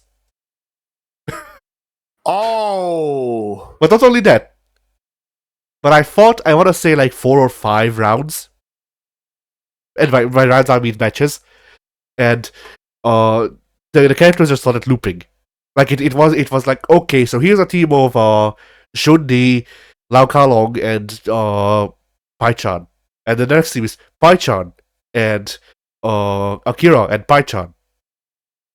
Then it's like, okay, Shun-Di, Jackie Bryant, and Jeffrey McWild. Then it's Jackie Bryant, Jeffrey McWild, and Jackie Bryant. Kagemaru, Oh. Pai-chan, and Jackie Bryant. I see. And I just kept fighting the same 4 characters over and over again. And eventually I just went, okay, it feels like I'm making no progress. I don't know if this arcade mode has an ending at this. Like, not even an ending as in, like, you know, like, or cutscene or whatever. Like, I don't know if this isn't just fucking survival at this point. With how much I'm just going against the same people. And I'm not having fun.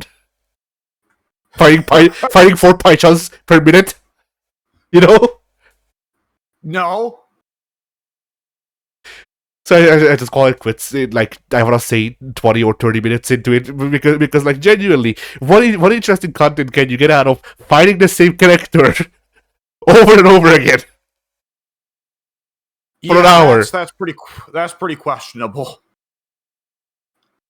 Like, when we do the power hours or whatever, like, you know, when we play stuff together, that's different because there's people controlling those characters. There's play styles to be explored. And all that, like, you know, we play characters differently. So even if we do a mirror match, you know, you might play the character more defensively, I might play it more aggressively, or whatever. We might use tools that the other doesn't. The AI will not adapt.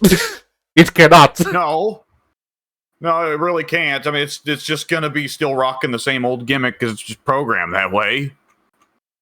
And if it's not programmed anyway, because like in 3TB, from what I could tell, eventually the AI just starts fucking input reading too. Oh, well, Yeah. why wouldn't they? And like, you know, that's the only bit of adaptation that they can do with the AI like this. But once again, there's a difference between input reading AI where like they have a clever workaround of like, oh well, yes, I know what you input, but I'm like programmed to be a bit dumb. So if instead of, you know, always anti-airing, I will anti-air 4 times, and then the 5th time I will do something stupid. Or like, you know, like with Jinpachi, where Jinpachi is supposed to be a dumbass challenge. So they went, okay, Jinpachi will input read, but if you do something he doesn't like, he'll just stun you and then do a combo. That's the worst he'll do. You know. Like, I can't believe that I've reached that part of my life where I look at Jinpachi Mishima and I go, yes, that boss is technically fair. Not awful. Yes. Somehow, some way, I have seen worse. You've seen things that men could not dream of. I've seen shit that'll turn you white.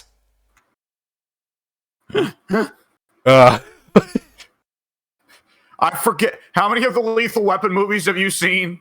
I think Or not 2. Lethal Weapon, excuse me, Naked Gun. Good Lord. Naked Gun. Most of them, I think.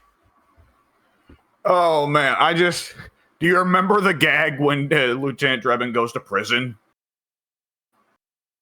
Not by name. If you tell me the gag, then I will probably remember. A few of the prisoners walk up to him and tell him how hard it is in that prison. And Drebin goes, well, it can't be that hard. I mean, how hard can it be, really? And then one of the prisoners who's black leans in and says, I used to be white. Yeah.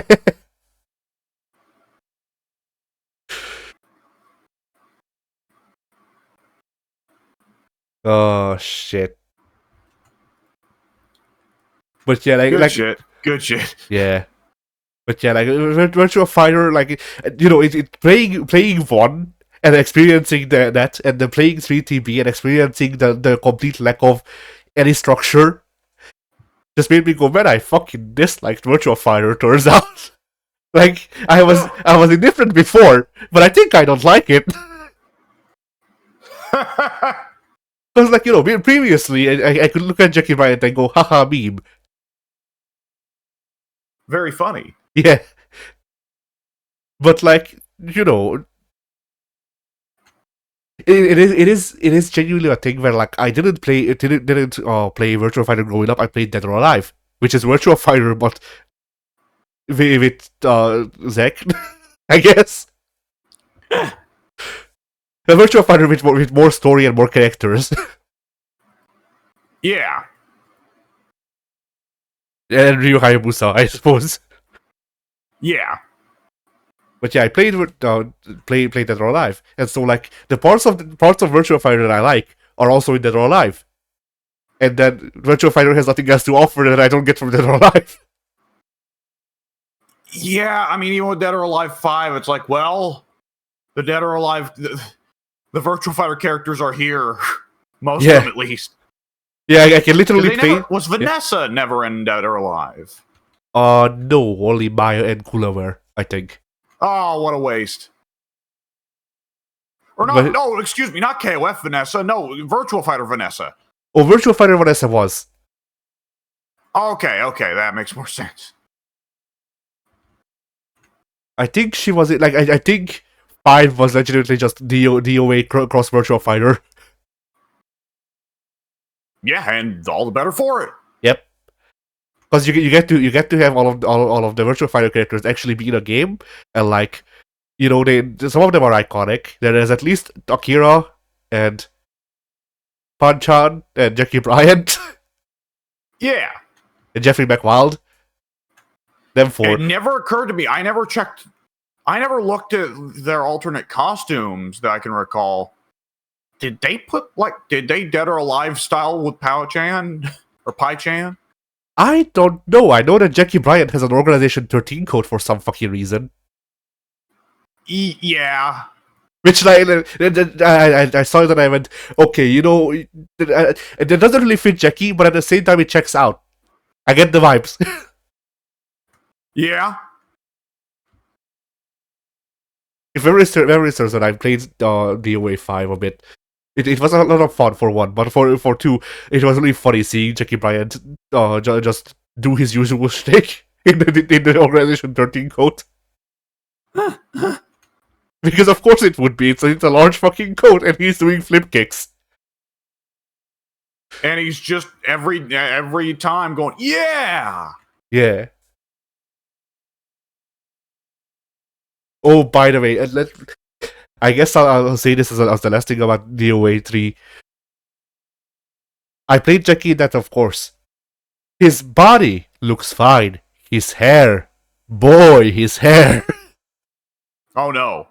Like, let me see if I can find an image for you real quick. Of Dead or Alive 3 terabyte Jackie. Not Dead or Alive, fucking Virtua Fighter, whatever. In the same series. when is Virtua Fighter Extreme Beach Volleyball? Whenever you want it to be.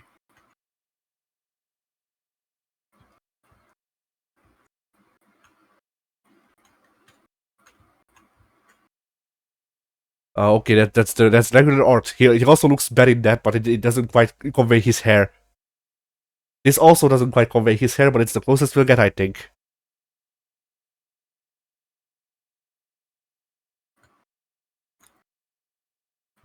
Okay, let me alt tab over to check. There you go. Oh. Now, you know how in PS2, how you would have like these flat grass textures that would flow in the wind? Okay. Yeah. Okay, so every fold you see is a new flat hair texture for Jackie that looks like grass. I see. You can see his scalp, I think, at points. Good lord. Like, DOA 3 TB has a lot of attention to detail. It has, like various, whatchamacallit. It has, like, you know, it has the whole thing, like Tekken 4, where the geometry of the levels change. So it's not all just flat. You can, like, be on a slight incline or whatever. That's fun. It has little attention to detail. Like in this stage that Jackie is on in the image, the little lights that you see, if you fall on those, then they go out. Because, you know, you broke them. Like, that's neat. And then you look at Jackie Bryant.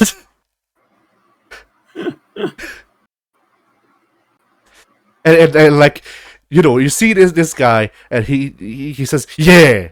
And then you go to the video post and he says, I'm as fast as lightning. Yep. So yeah, then Virtua Fighter is a thing where like we owe a lot to Virtua Fighter. Like if Virtua Fighter didn't exist, Tekken wouldn't exist, and a lot of stuff like that. I appreciate it for what it's done to fighting games. I don't see it, man. Like it is a Beatles.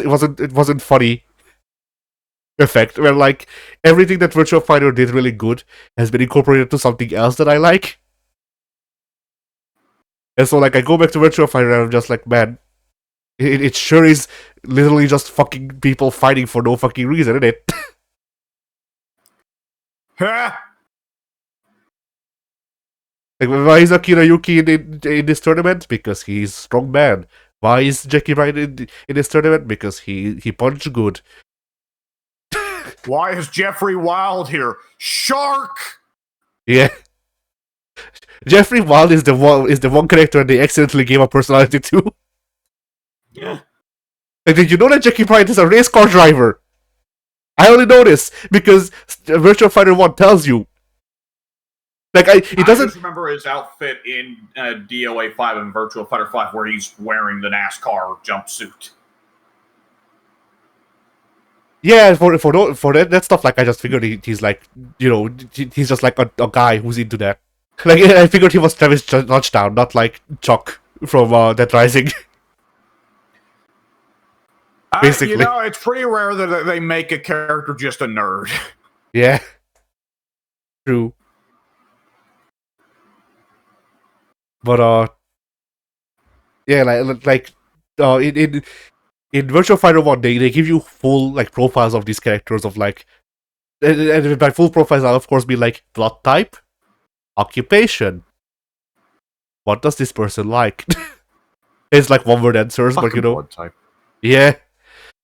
I also like Akira Yuki's because it's like occupation, karate. What he likes to do, karate. Blood type, karate. Birthplace, karate. Yeah.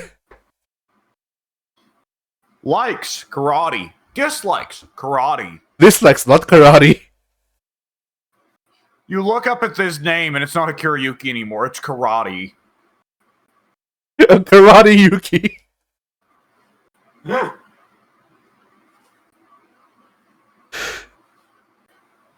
His headband now has karate in big stupid black letters on it. Yeah. You look away from the screen and you look back and he's been replaced by Karate Man from Mugen. With the word karate tattooed from his neck down to his dick. Yeah.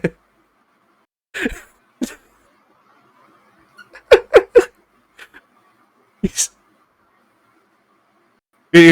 is still Virtua Fighter 1. Everyone is still like fucking Polygon Man. And then you look up at Akira Yuki and he just has this like ultra realistic model that wouldn't run on a PS5.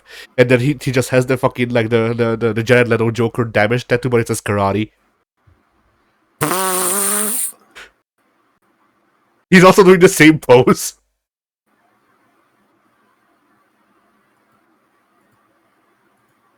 Oh man. Oh shit. So yeah, let's see, did I play anything else noteworthy that we could do bits about? Not really. Yeah. There's more interesting stuff in the pipeline. Like I got a Battle Arena or Battle Stadium Dawn. I don't even know if you know what that is. No, I don't. The Battle Stadium Dawn was a platform fighter, as far as I'm aware.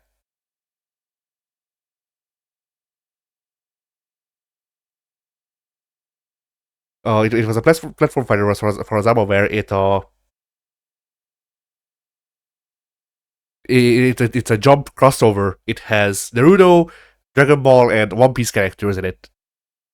It was Japan exclusive for the PS2. I see. Now, every time I hear people talk about it, they say it's shit. But you know, I've played pretty calm. Like, you know, I played pretty calm. I played Biofreaks, which Matt Muscles made a video on recently. Months after I played it, but months before my video will come out, so like people might think that I played it because he made a video on it. But yeah, like Biofreaks and Pretty Calm are those sorts of games where, like, once again, Street Fighter 1. But yeah, so basically, if Battle Stadium Dawn isn't like close to actually being unplayable, then it won't be the worst fighting game I've ever played, and that's bad. I don't like that. But yeah, so I got that. I got some other games that like I don't know. Like sometimes I go check out just some random names. Like I either I've heard of a fighting game years ago and I look into it to see if I can get it now, or stuff like that. Just because, like, you know, I guess my whole shtick is obscure fighting games now, even though I played through fucking Tekken for the series. But I mix it up because sometimes I just like, man, I want to play CVS 2, and then I will not play, I don't know, Toshinden. I mean, Yeah. If I really feel like playing CVS 2, then the least I'll do is I will play CVS 1 and then play CVS 2, which actually happened, by the way.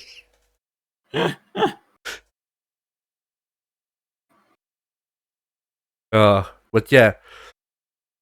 Which, funny enough, I think in the CVS 2 video, I spent like at least 5 minutes talking about like how I wish Capcom would release it by the time that the video comes out, which I guess I might get my wish. Yeah. But yeah, so I got Battle Stadium Dawn. I got 2 of the Jump fighting games on the DS, which were originally good ones. Those are also platform fighters. One that I don't know, you might have heard of it. I definitely haven't. Was One Piece Grand Battle. Do you know of it? I might have played it. I looked it up. What and kind of game is it like? Is it like Power Stone? Yeah, I looked it up and it looked like Power Stone. Yeah. Okay, I've played that. Yeah. Okay. So I got that. My memory is it's. Yeah. Oh, go ahead. I was gonna say, like, I got that because I saw it and I went, you know, looks like Power Stone, whatever. I guess I'm doing anime games right now because, like, oh yeah, that's the. I guess I'll get back to that for like a sentence later, whatever. Yeah. What are you gonna say about One Piece? I was just gonna say, my memory is it's really fun, but it will be goofy. If you know anything about One Piece by now, it'll be really goofy to go back because it's only East Blue Saga and Alabasta. But even Alabasta, there's not a whole lot of the Alabasta stuff there. I think Inaru is a secret character. But other than that, that is a game that is kind of doofy because One Piece has moved so far beyond that. Like, for all intents and purposes, it's like if there was a One Piece game, if there's a Dragon Ball game, where it's all Saiyan Saga and then Frieza is a secret character. And like we're still living in the day of Super, but Super has happened, right? Yeah. Like Shanks is on the Grand Battle roster, despite the fact that he had never been in a single fight in the anime or manga once, and they just had to guess what his moveset would look like. So they were like, well, he's a one-armed dude with a sword. He's probably just a really good swordsman, I guess. That's not incorrect. He is a good swordsman.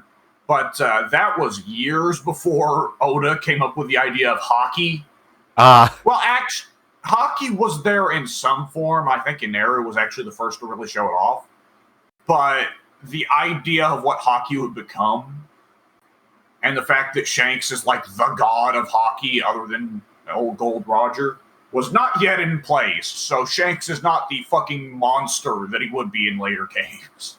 Yeah, like, all I know about One Piece is just like Zoro is cool. I know who Sanji is. I know who Luffy and Nami are. I know Chopper. I can recognize Usopp. Yeah, And that's about it. Characters. That's pretty much it. Like the only my only knowledge of hockey is someone posted an interview. Well, not an interview. It was like one of those little like comment sections that mangaka do sometimes with Oda. And someone wrote in saying like, "I made my younger brother cry by looking at him. Is this me awakening my emperor's hockey?" And Oda just wrote back, "Get help." Yeah, there's a few questions like that.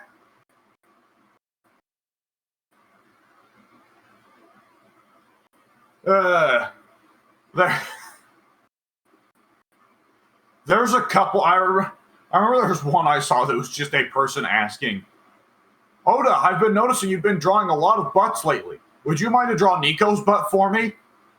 And Oda saying, no, you're weird. But then attached is a picture of Nico's butt that he drew for him. Nice.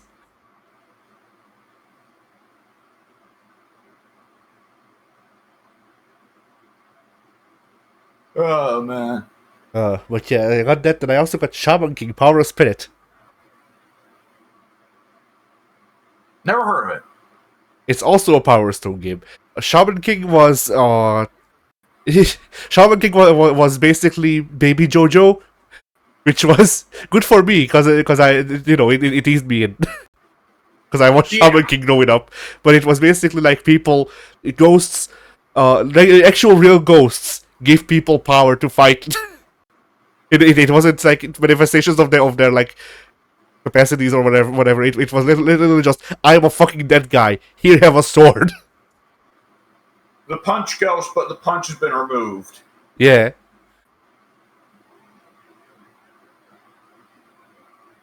They also got some nice games that are very good, like Guilty Gear Dust Strikers. Oh no! Yeah. Eventually, I'll have to get to the stinky ones, you know. Guilty Gear is the series where I bet you better say Guilty Gear and then some variation of X, or otherwise my reaction is going to be, no, God, why? I know you either liked Iska or Judgment, but that's really it. I don't even know which one. I can't remember which one's the beat 'em up and which one's just the weird one. Yeah, Isuka is the beat 'em up. I played it once. I went, it's weird. We should play it together sometime because it's weird. That's what I remember about it. Yeah, my memory is it has a turnaround button, which makes me not want to play it. Yes, that is part of why it's weird. Yes.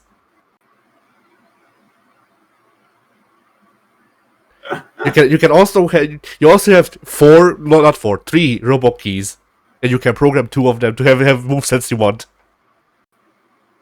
Oh, what? They got the combat stuff? Yeah. But this was before combat. Combat's cool. Wait, something just occurred to me. Yeah? How does combat work in online multiplayer for Tekken Tag 2? He don't. It depends. I guess that makes sense. It depends. I don't think you could take combat ranked, and then if memory serves, rooms used to have a combat on or off switch. Ah, I know we say this all the time, but I wish they'd port the older Tekkens to newer platforms because I don't want Tekken 7 or 8, but popping in some Tekken Tag 2 does sound really fun. Yeah, Harada has said that he wants to do this too, and he's just like fucking market research, man. Every time. I think everyone else can sell their old games. I think someone at Bamco just honestly, every time Harada comes up with anything that isn't a newer Tekken game or more DLC, their response is "fuck you." Maybe, but yeah, like it seems like that, but through like whatchamacallit, to like business means, not just straight up. Because he said that every time he's brought this up, which means that he's brought this up multiple times. But every time he talks about like releasing all the other older Tekken games or whatever, he's told that market research shows that there's not enough people like there's not enough potential buyers for them to put the money into that. So you just have to go. If we were Okay, just talking about Tekken 6, then that'd be different because Tekken 6 is just Tekken 7 or Tekken 8, but worse. But like Tekken 3, Tekken 4, Tekken 5, both the Tekken tags, those are all games with their own unique identities, you know? yeah.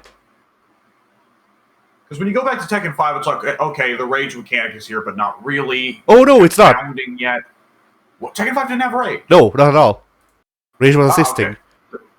There's no rage, there's no bounding. Tekken 4 is like janky and fucked up and has Tekken 4 really is cool, interesting stage layouts that are also stupidly broken. Tekken 4 is very fun.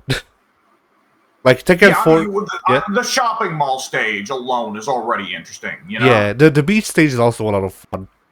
The only one that I remember not liking that much is the swamp, just because it's kind of like the beach stage, but with a harder incline, and it's not that fun, you know. Yeah. Tekken 3, that's the Tekken. That's the one that started Tekken for all intents and purposes. Tag 1, I mean, there was a year on the PS2 where Tag 1 was like the only game. You could also optionally go for Time Splitters 1, but as much as I love Time Splitters 1 isn't very good. Like, there was, up until, you get to that 2001 where it's Slam, Bang, Pow, Boom, Final Fantasy X, Silent Hill 2, Metal Gear Solid 2. Up until you get to 2001, the PS2 really had one game, which was Tekken Tag 1. Yeah. Man, every time you think that, like, oh man, launch lineups for consoles nowadays suck, you go back and look at the PS2 launch lineup, it's like, oh man, Silent Scope. I mean, you look at the PS1 launch lineup. Oh god, PS1 barely had any games by the time it was done. Yeah, the PS1 had the Digimon World games, Digimon Rumble Arena, Strider, Symphony. Metal Gear, Symphony. Let's see what else. Silent Hill. RE's 1 through 3. Yes. Oh boy. Technically, the Marvel games got ported to PS1, but they were inferior, so I don't know if you want to count those. Yeah, Dreamcast did them better. CVS 1, I suppose. Street Fighter EX series. Yeah. Oh boy. Tekken 3. Tekken 3 is a big one. Tekken 3 was a legitimate reason to own a PS1. Bushido Blade. Yeah. Tenchu. Yeah.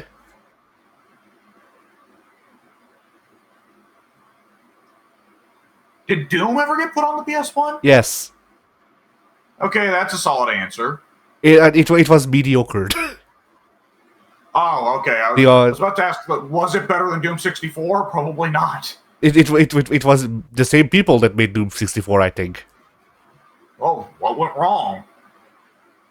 Well, it wasn't bad. It was just, not better than the PC. No, not better or on par with the PC port is what I hear. The music was good, allegedly. Well, that's kind of rough considering the PC version of Doom predates the PS1 altogether by like 2 or 3 years. Yeah.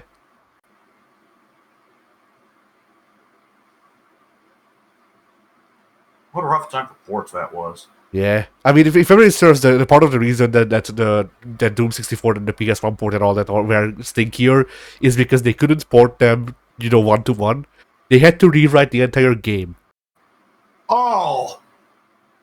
And like usually when they got ported like these, the teams were made up of like 5 people at most. One of them, like if memory serves, Doom 64 was ported by the composer, or something like that. Like the composer got hired to write the music, they wrote the music, and then they just got settled with coding the game too. I like that. That's stupid. Which, like, if true, then big props to the composer for learning how to code. Just like that. Big balls, that man. Yeah. But yeah, like, even the answer, yeah? Oh, I was just gonna go back to Tekken. Ah, yeah. We can do that too. Like, realistically speaking, like, okay, Tekken 2 is really the only old Tekken that's widely available, unless you want Tekken 6 for the PSP and PlayStation Plus. Yeah. And it's like, really, if I had to pick out the 3 Tekken games that there's no one would want to go back to, it's Tekken's 1, 2, and 6. See, like, 6 to me is... 6 at least has the bounding system not having been fixed yet. So it's still stupid.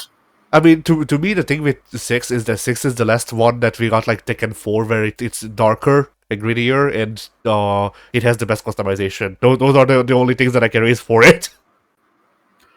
You know what? It's got devil whatever mode, but you can put in anyone if you really want to. Yeah. Tekken Force mode.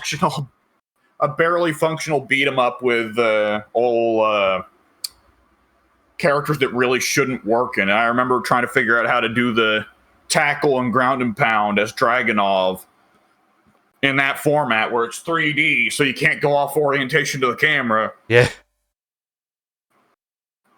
I played through that mode with a fight stick.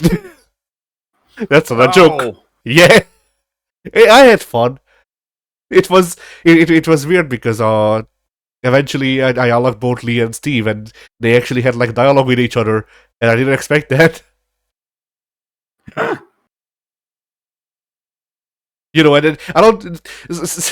It kind of sucks to say, but I don't expect my characters to get development in Tekken, because my characters aren't called Jin Kazama. Even they don't really get, like, even the Mishimas and Kazumas don't really get development. They just alternate between being dead and alive. True. And if they're dead, they're good. If they're dead, they're good. If they're alive, then they're evil. Yeah, and it's like, you'd think, okay, well, Jin got character development in Tekken 6, because that's the game where he's like evil, taking over the world. No, he's not really supposed to be evil. It's just that those billions of people had to go. Yeah, true. The Egyptians wanted to get rid of the devil gene. I mean, the best part about I really called him Zasalamel. Yeah. Azazel, I think. The best part about Azazel is Garyu, his ending, where he gets infected with the devil gene and gets like very small devil wings. Yeah. Oh, Jesus Christ.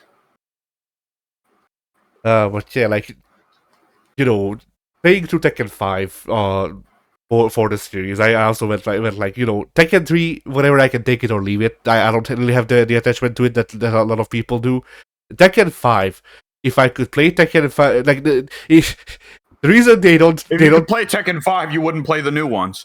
Yeah, like the reason they don't release Tekken 5 with rollback on modern consoles and PC is because they know that if they release Tekken 5 with rollback on modern consoles and PC, then at least 30% of Tekken 8 players would stop playing Tekken 8 and start playing Tekken 5 instead. Yeah, I mean, I think that's the sort of thing that Arata would say, is that probably part why he's been told no is because we don't want the old games to eat into the new games market. And I don't think that's as much of a threat with Street Fighter or Mortal Kombat as it is with Tekken. Yeah, I mean, it's funny to say, but like, I don't know, Bandai should just get good. They should make good product again, and then people wouldn't want to play their old product instead. Yeah, it's like, I mean, because like, honestly, when you look at Mortal Kombat and Street Fighter, a part of it, I think, is that Tekken has went with additive features, where other than nerfing bounding from, Tekken 6's bonkersness to Tekken Tag 2 and Tekken 7, where it's much less of a system, Tekken tries to go for additive features. The Rage feature was added in 6. It has not been taken out. Instead, it has been expanded continually. And I think that it kind of leads to this thing where the later Tekkens get blurred identities. 7 to 8 in particular, like I've felt no urge to pick up 8. Yeah. The Comparative to Yeah. Street Fighter or Mortal Kombat, where a lot changes from game to game. Yeah, the only thing that really made me interested in Tekken 8 were two things. One of them is presentation, the other is gameplay stuff. But like, for one, they have character specific intros, which is not something that people do anymore. So, I want more of that. So on one hand, I kind of want to support Tekken 8 just because they have, the special intros between Kazuya and Jin or whoever, and those are fun. Yeah. And if memory serves it, even like old 2D fighting game stuff, where it's like Jin and Kazuya fighting, and we just got them to them fighting, and then they stop, and the actual match begins. Yeah. So that's fun and all. And the rage system, the way they expanded it, stinks. But they also had that roaming cancel, and I would probably not be able to use it. But I would be interested in playing the game for like an hour or two just to see and figure out how it fits into the game, if at all, before going, yeah, okay, this sucks. Probably. I can't see them letting it be too crazy.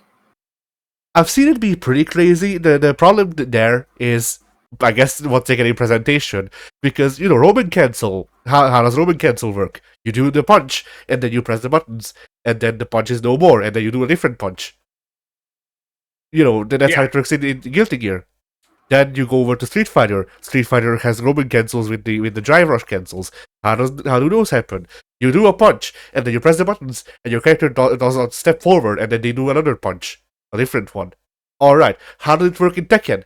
Okay, you press a punch, and then there's an explosion, and your character does a candid move where they run after the other person who exploded, and then punch them again, and then you can do a different punch.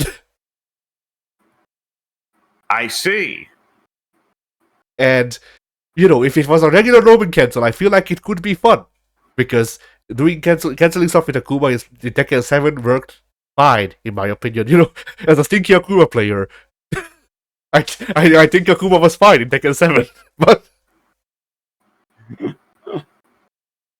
But still, I thought that could work, and it could be like, Tekken isn't evolving in a way that I like, but I can still look at the way it's evolving and go, okay, this is an interesting idea. How do you do it? Like, I don't like the rage system. I don't like the meters. I don't like a lot of the stuff that they've added since 5. And, at least with them going, okay, now there's EX moves, and now there's Roman cancels that you can do with the rage stuff, I can at least go, okay. I don't like the supers and all that, but EX moves can make sense in Tekken, and Roman cancels, while maybe make less sense, could at least work mechanically. But then I saw gameplay footage, and it did that, and I went, okay, maybe not. Maybe I was wrong. But then I can't really say without playing the game myself. I feel like maybe it does feel good. It doesn't feel like whatchamacallit, like the gambit system or whatever they call it in Soul Calibur 6, where if both of you did the same slash, then it went into the minigame cutscene.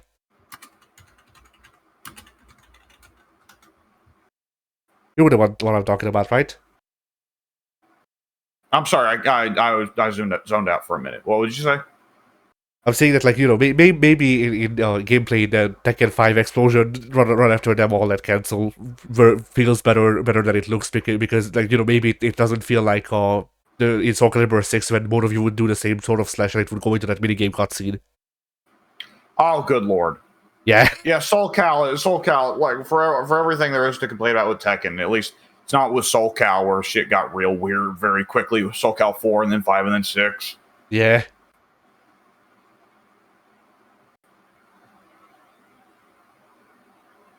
At least 5 had Ezio. It wasn't really Ezio, it was a Unity default model stretched in Ezio's clothes, but he was still the highlight.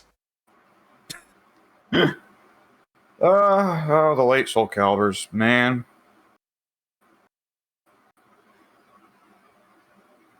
Uh, Geralt. No Yeah. additional notes. Geralt. Yoda is also up there. Yeah.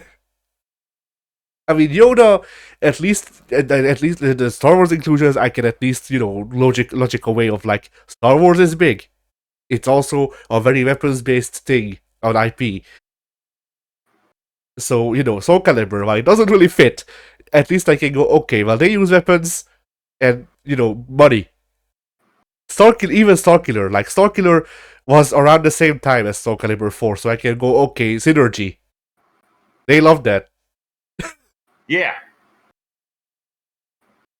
But, like, Geralt, I mean, Ezio blindsided me because, like, why? Like, I think that era of like the Soul Calibur 5, Tekken 7 era was the time when I just threw out the randomest fucking most pandering to me guesses for guest characters, and then they became true. Cause like I remember when Akuma got added to Fatal Retribution, Tekken 7, Cloud was like, "Hey y'all, guess who got added to Tekken 7?" And I said Akuma, and then he posted the poster. It was Akuma, and I went, "No."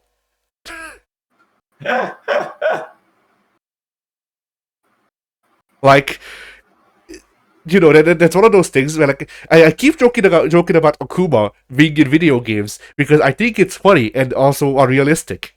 Like the joke is that it's unrealistic. Akuma is not going to appear in fucking Guilty Gear, but it happened once. So like, now what? Like that's basically my whole shtick with just throwing out random characters that I like, because eventually apparently they might happen, and if not, then it's funny because it's unrealistic. Like Rugal's not gonna be in Street Fighter 6, but imagine if he is, you know? Yeah.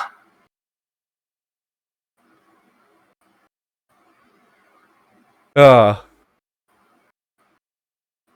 and then like yeah, Ezio was also one of those where like, you know, if you told me if around the time that Soul Calibur 5 came out, you told me, hey, who's the most unfitting character that you can think of?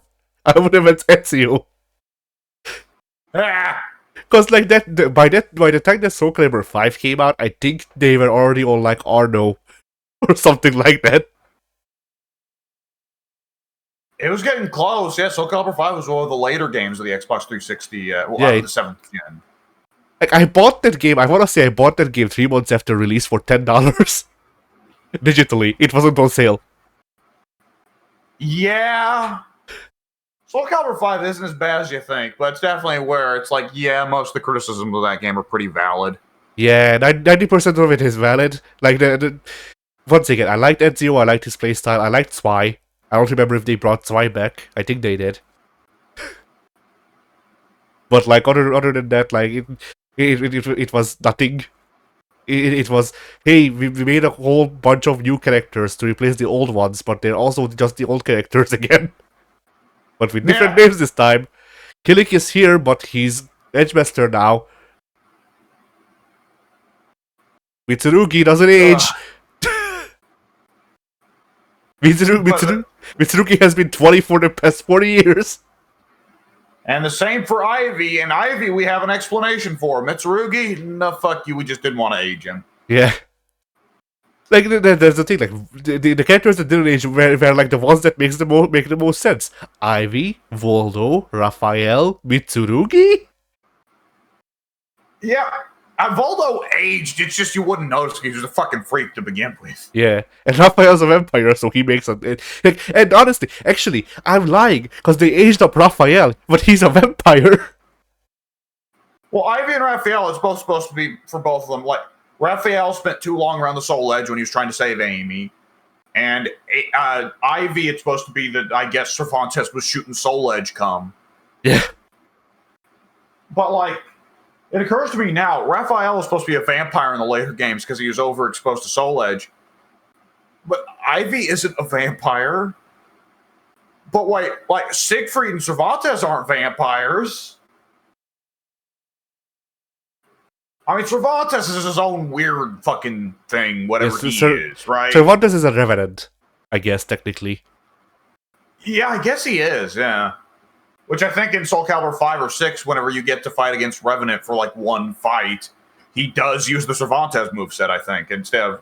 Or no, 4. But either which way, yeah, Revenant at some point came back in the later games, but he didn't have his moveset from 3, which was really sad because I dug Revenant in 3. Yeah.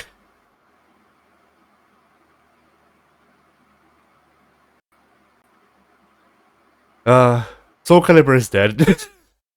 Yep, that one's worse than Tekken, where it's like, okay, could you please put together like a collection of Soul Caliburs 1 through 3?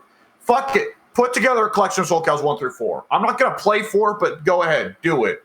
I mean, But fucking. like the answer is going to be no, and it's like, well, it's not competing with Tekken. I mean, it's not competing with the current Soul Caliburs because there are no current Soul Caliburs, and the answer is still going to be no. Yeah. Market research shows no. That's it. That's the answer. The only time Bamco can do anything fun or interesting is when Nintendo's holding the leash. Yes. I mean, like, even with like the other IPs, like you don't, I don't complain about it too much, but you still hear me complain about it too much about fucking Digimon and how it's mishandled. Because like, how much corporate rigmarole did Sparking Blast have to get through to exist now? Yeah, I don't know. Bandai. That seems like the exact sort of game that Bamco would say, "No, we're not doing that." I mean, maybe it was a thing where, like, I don't know if it still works like that. Although the way Harada talks about it, it does seem so. So maybe the thing is just that there was someone that was like, mid to high up in the corporate ladder who really liked the other Sparking games, and then they just bitched until Bandai went okay. Yeah. Because like from the way Harada puts it, if you complain for enough years, then eventually they will go, okay, fuck it, you do it. And like, it's incredible with the corporate types, right? Like my dad getting to find out that when you was at the lower management level, the mid management level, or working the floor, it's kind of like, the corporate guys, they probably go through a lot of thought. No, they really don't. Some of them do, and they generally do good jobs. But a lot of guys at corporate are just as lazy as they think everyone below them is. And they have these weird, wild hair up their ass ideas about the way things should be run, which go against all existing logic and evidence, and will start to cherry pick evidence to support the new insane idea they've got. Rather than developing ideas from evidence, they develop evidence from ideas, Yep. And that's why my dad switched jobs, moved to another company. Yeah.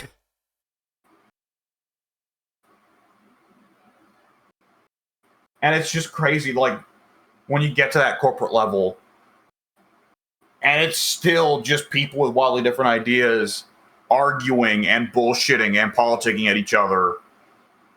And just some of them are dumb as rocks and have no right to have gotten to as high of a position as they have. And there's other people who did work their way up there, but now have to work with dumb assholes to try and work around them to make things work. Yep. Like, the thing, there is something to be said about, word usage and all that. Like, I won't get into it, but the, whatchamacallit, the one that really got driven home recently to me is how, on both sides, the words capitalism and communism have lost meaning. And have just become the word for thing that I dislike. But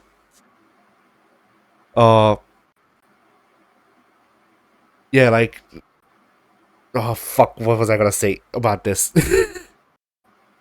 So yeah, because I had an overarching thought, but I was like, okay, so let's try to actually like explain shit. Yeah. But yeah, so yeah, like the problem is that, like, there's rot in every part of the body, basically. Yeah. And yeah, like, I don't know what could help. This is when anarchism comes into play, and you just go fucking burn it down. We'll figure it out, maybe, hopefully, I hope. And then Jefferson's yeah. I remember This is not to say that I support violent revolution necessarily, but it's just something I think about sometimes in terms of like how could we analyze the system and make it better. Thomas Jefferson at one point more or less theorized that every system is bound to rot. Societal rot is the inevitability, and therefore societal change or societal overhaul has to also be an inevitability in order to continually create and recreate efficient systems. But he said this in a much more, I suppose, brief manner. Brevity is the soul of wit. He simply said, "The tree of liberty must occasionally be watered with the blood of tyrants." Ah, yeah. I mean, it's also just an interesting thing to think about. Like, there's a guy that I watch who I don't like. You know, there's some things that we agree on, but most things not really. He recently made a game about the Communist Manifesto, and actually read the Communist Manifesto, and then talked about how much he fucking disagrees with Marx, even though they're close in political ideology. Yeah, Marx and Engels, you're getting into weird stuff there, because Engels cared a lot more about the practicality of communism, and Marx didn't really. Marx cared about the ideal. Yeah. And so basically, what really was interesting to me is that the guy is, I guess, an anarchist, like by the strict sense of, actually thinks that anarchy is like a proper form of government and shit. But yeah, basically the lack of government. Yeah. But what was really interesting to me is that even he said that like the problem isn't really capitalism in the strictest sense. Like he did fall into the thing of like, capitalism is just what is going on right now. But whatever. But capitalism isn't the problem in the strictest sense. The problem is the system, and we need change. Now the problem that anarchists fall into, me sort of being one of them, I guess, is that like, yeah, change needs to happen. How? Yeah, there's the issue of how do we come to an anarchist system, because that fundamentally would require a violent revolution. Yeah, it requires someone to give up power at some point. Yeah, right? The thing for me with the anarchist system is that like the anarchist system doesn't exist. There is no like anarchy isn't a state of government. Anarchy is a state of change. So like if we burn everything down, there's gonna be a time when we're lawless. That will stop at some point. People will establish their own little things, and then whoever is the strongest will come to rule. That's just how society works. Yeah, the real problem with like any variant of anarchism is the prospect of warlords. Yeah. And generally speaking, when you can look at like a lot of stretches of Central Africa right now and see warlord states, or you can look across Chinese history and see the countless times that the Chinese empire per se has shattered and most of China turned into warlord states where there's not per se law, it is just simply strongman government. Yep. Whoever's the strongest is the government. Yep. And so like, yeah, like what don't say it, I think like it, I think anarchy could work in the sense that change will happen and anarchy will be a result of change. Like, if you violently overthrow a government, there will be a point in time when anarchy will be the form of government because there is none. But other than that, like it's not a sustainable form of government, I guess, is the way to put it. Yeah. Because like people will like at lower levels people will establish socialist societies, and then at a larger scale they will either become mercantile or become warmongering, I guess.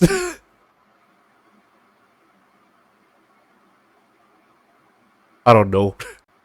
Yeah, I'm trying to. Yeah. But yeah, so either which way, this is the reason that Bandai Namco is not releasing Tekken 5 on PS5. We need to bring in the warlord state of Capcom. Yeah.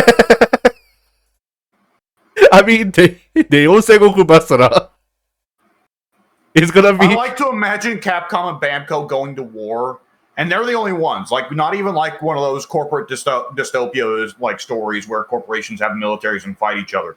No, just Capcom and Bamco in the middle of Japan, and the rest of Japan is still proceeding as normal and looking over there like, what the fuck's happening over there?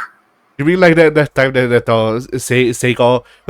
Okay, let me rephrase that before I get into trouble.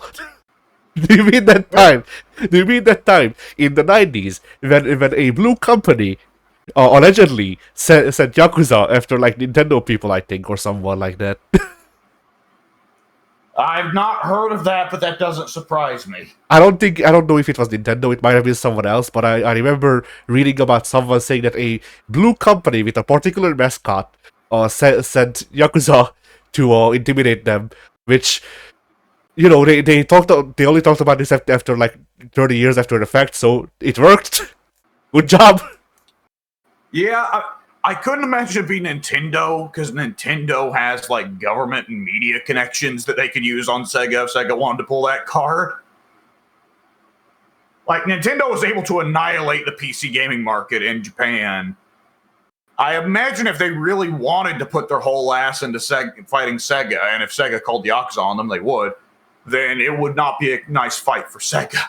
Because the Yakuza, they're not a non-existent organization. At the same time, the Yakuza does not have the swing in Japan that the cartel does in Mexico, or like the mob came close to having in America in the 30s through the 50s. Like, the Japanese government will annihilate the Yakuza if it has to. Oh, the Japanese And they don't government. give a fuck. The Japanese government is coming close to annihilating the Yakuza. It's actually worse somehow. Well, Like, so what happened was the Yakuza, being organized, actually like agreed with people and like had basically unwritten contracts and stuff like that with the locals. So like it sucked, but you know you put up with it because it was okay. And now the Yakuza aren't there. There's a power vacuum, and street gangs are taking up the turf, but they're having worse terms than the Yakuza, because in the Yakuza yeah. because in the Yakuza, if someone was like, okay, pay me this amount of money, you went to complain to his boss in the Yakuza, and then if it was unfair, then they got in trouble. Well, that's the thing. Like, with when America started digging around with Mexico, like, a lot of the cartel business came from the void in power after the Americans got rid of, what was his name? L something. I don't remember. But either which way, yeah, that was. I don't remember what the American solution. I don't know what we did about the power void for old Capone. We must have, because you don't really hear of there being a power void after Capone. But like Mexico, that was a big one where we took out old whatever his name was, created a power vacuum, and it got filled by the cartels, which are way worse than he was. Yeah.